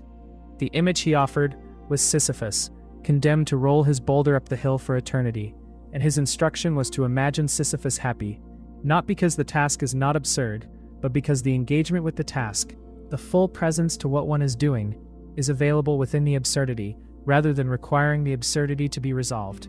The life lived as though it mattered does not require a philosophical certification that it matters. The people who have lived with greatest fullness and greatest moral seriousness have not in general been the people who had the philosophical question settled. They have been the people who were fully present to what was in front of them, fully responsive to the people they were in relation to, fully committed to the values they held, fully engaged with the work that was theirs to do. The engagement preceded the philosophy, and in many cases continued past it and around it and through it. The free will debate is real, and it is unresolved. The life continues regardless, and the continuing, with full attention and full care, and the specific commitment that comes from being the kind of being who can ask the question, is available right now, in this moment, which is the only moment anyone has ever lived in. Chapter 25. The choice to accept there may be no choice. There is a specific quality to the end of a long inquiry that has not produced a resolution. Not the quality of failure, not the quality of having gone around in circles without making progress, but a different quality, the quality of having understood the shape of something that does not resolve, of having learned the specific contours of an irresolvability that is genuine rather than temporary. The free will debate has this quality for many people who engage with it seriously. It does not conclude. It accumulates. The arguments on each side become clearer, and the force of the opposing arguments becomes clearer, and the specific tensions that prevent resolution become more precise and more visible.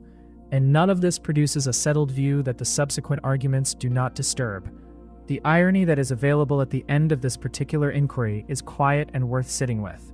The position you now hold about the free will debate, whatever it is, whatever conclusion the 24 preceding chapters have moved you toward or away from, or left you uncertain about, was produced by the causal history that produced you as the specific person who engaged with this specific series of chapters at this specific moment in your life. The experience of thinking through the arguments, the specific responses that arose in you as you read them, the ideas that resonated and the ideas that felt wrong, and the ideas that seemed to open something rather than closing it.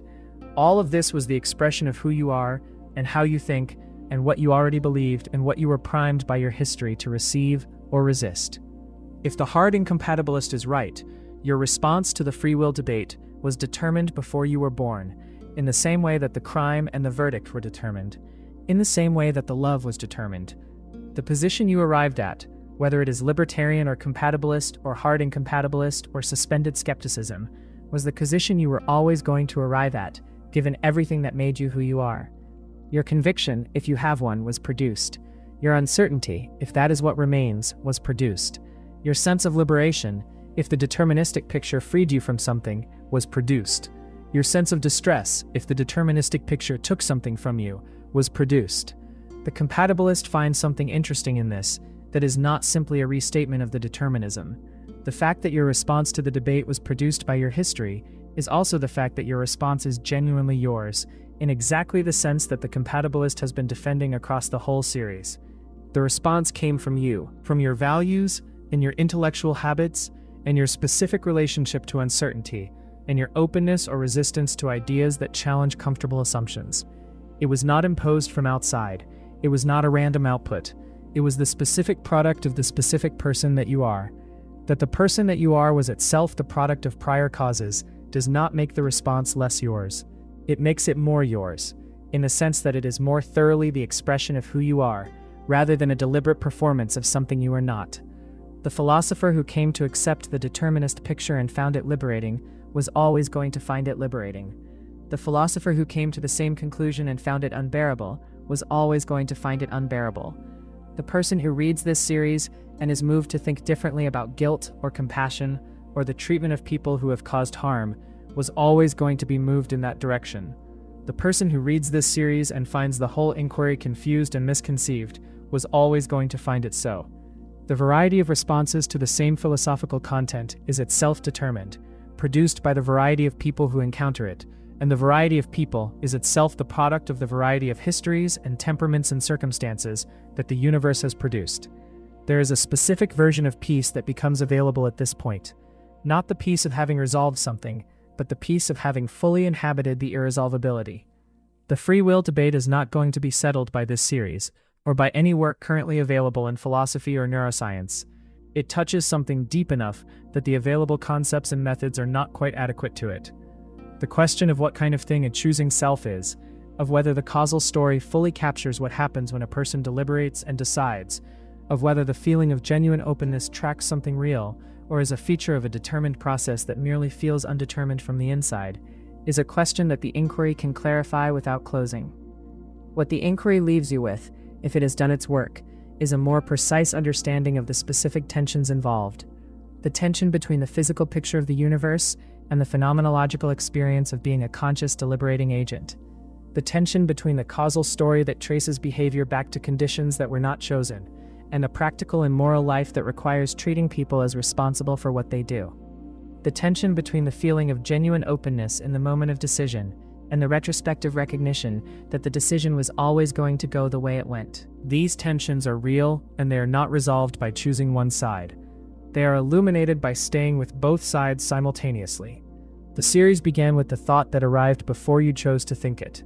It ends with the recognition that the response to that thought, and to everything that followed, was also arriving before you chose it, in the sense that it was being produced by everything that made you who you are, which was itself produced by everything that preceded you. Whether you find this liberating, or heavy, or fascinating, or disturbing, or some combination that resists simple description, was always going to be what you found, and the finding is still real, and still yours, in the only sense that yours has ever meant.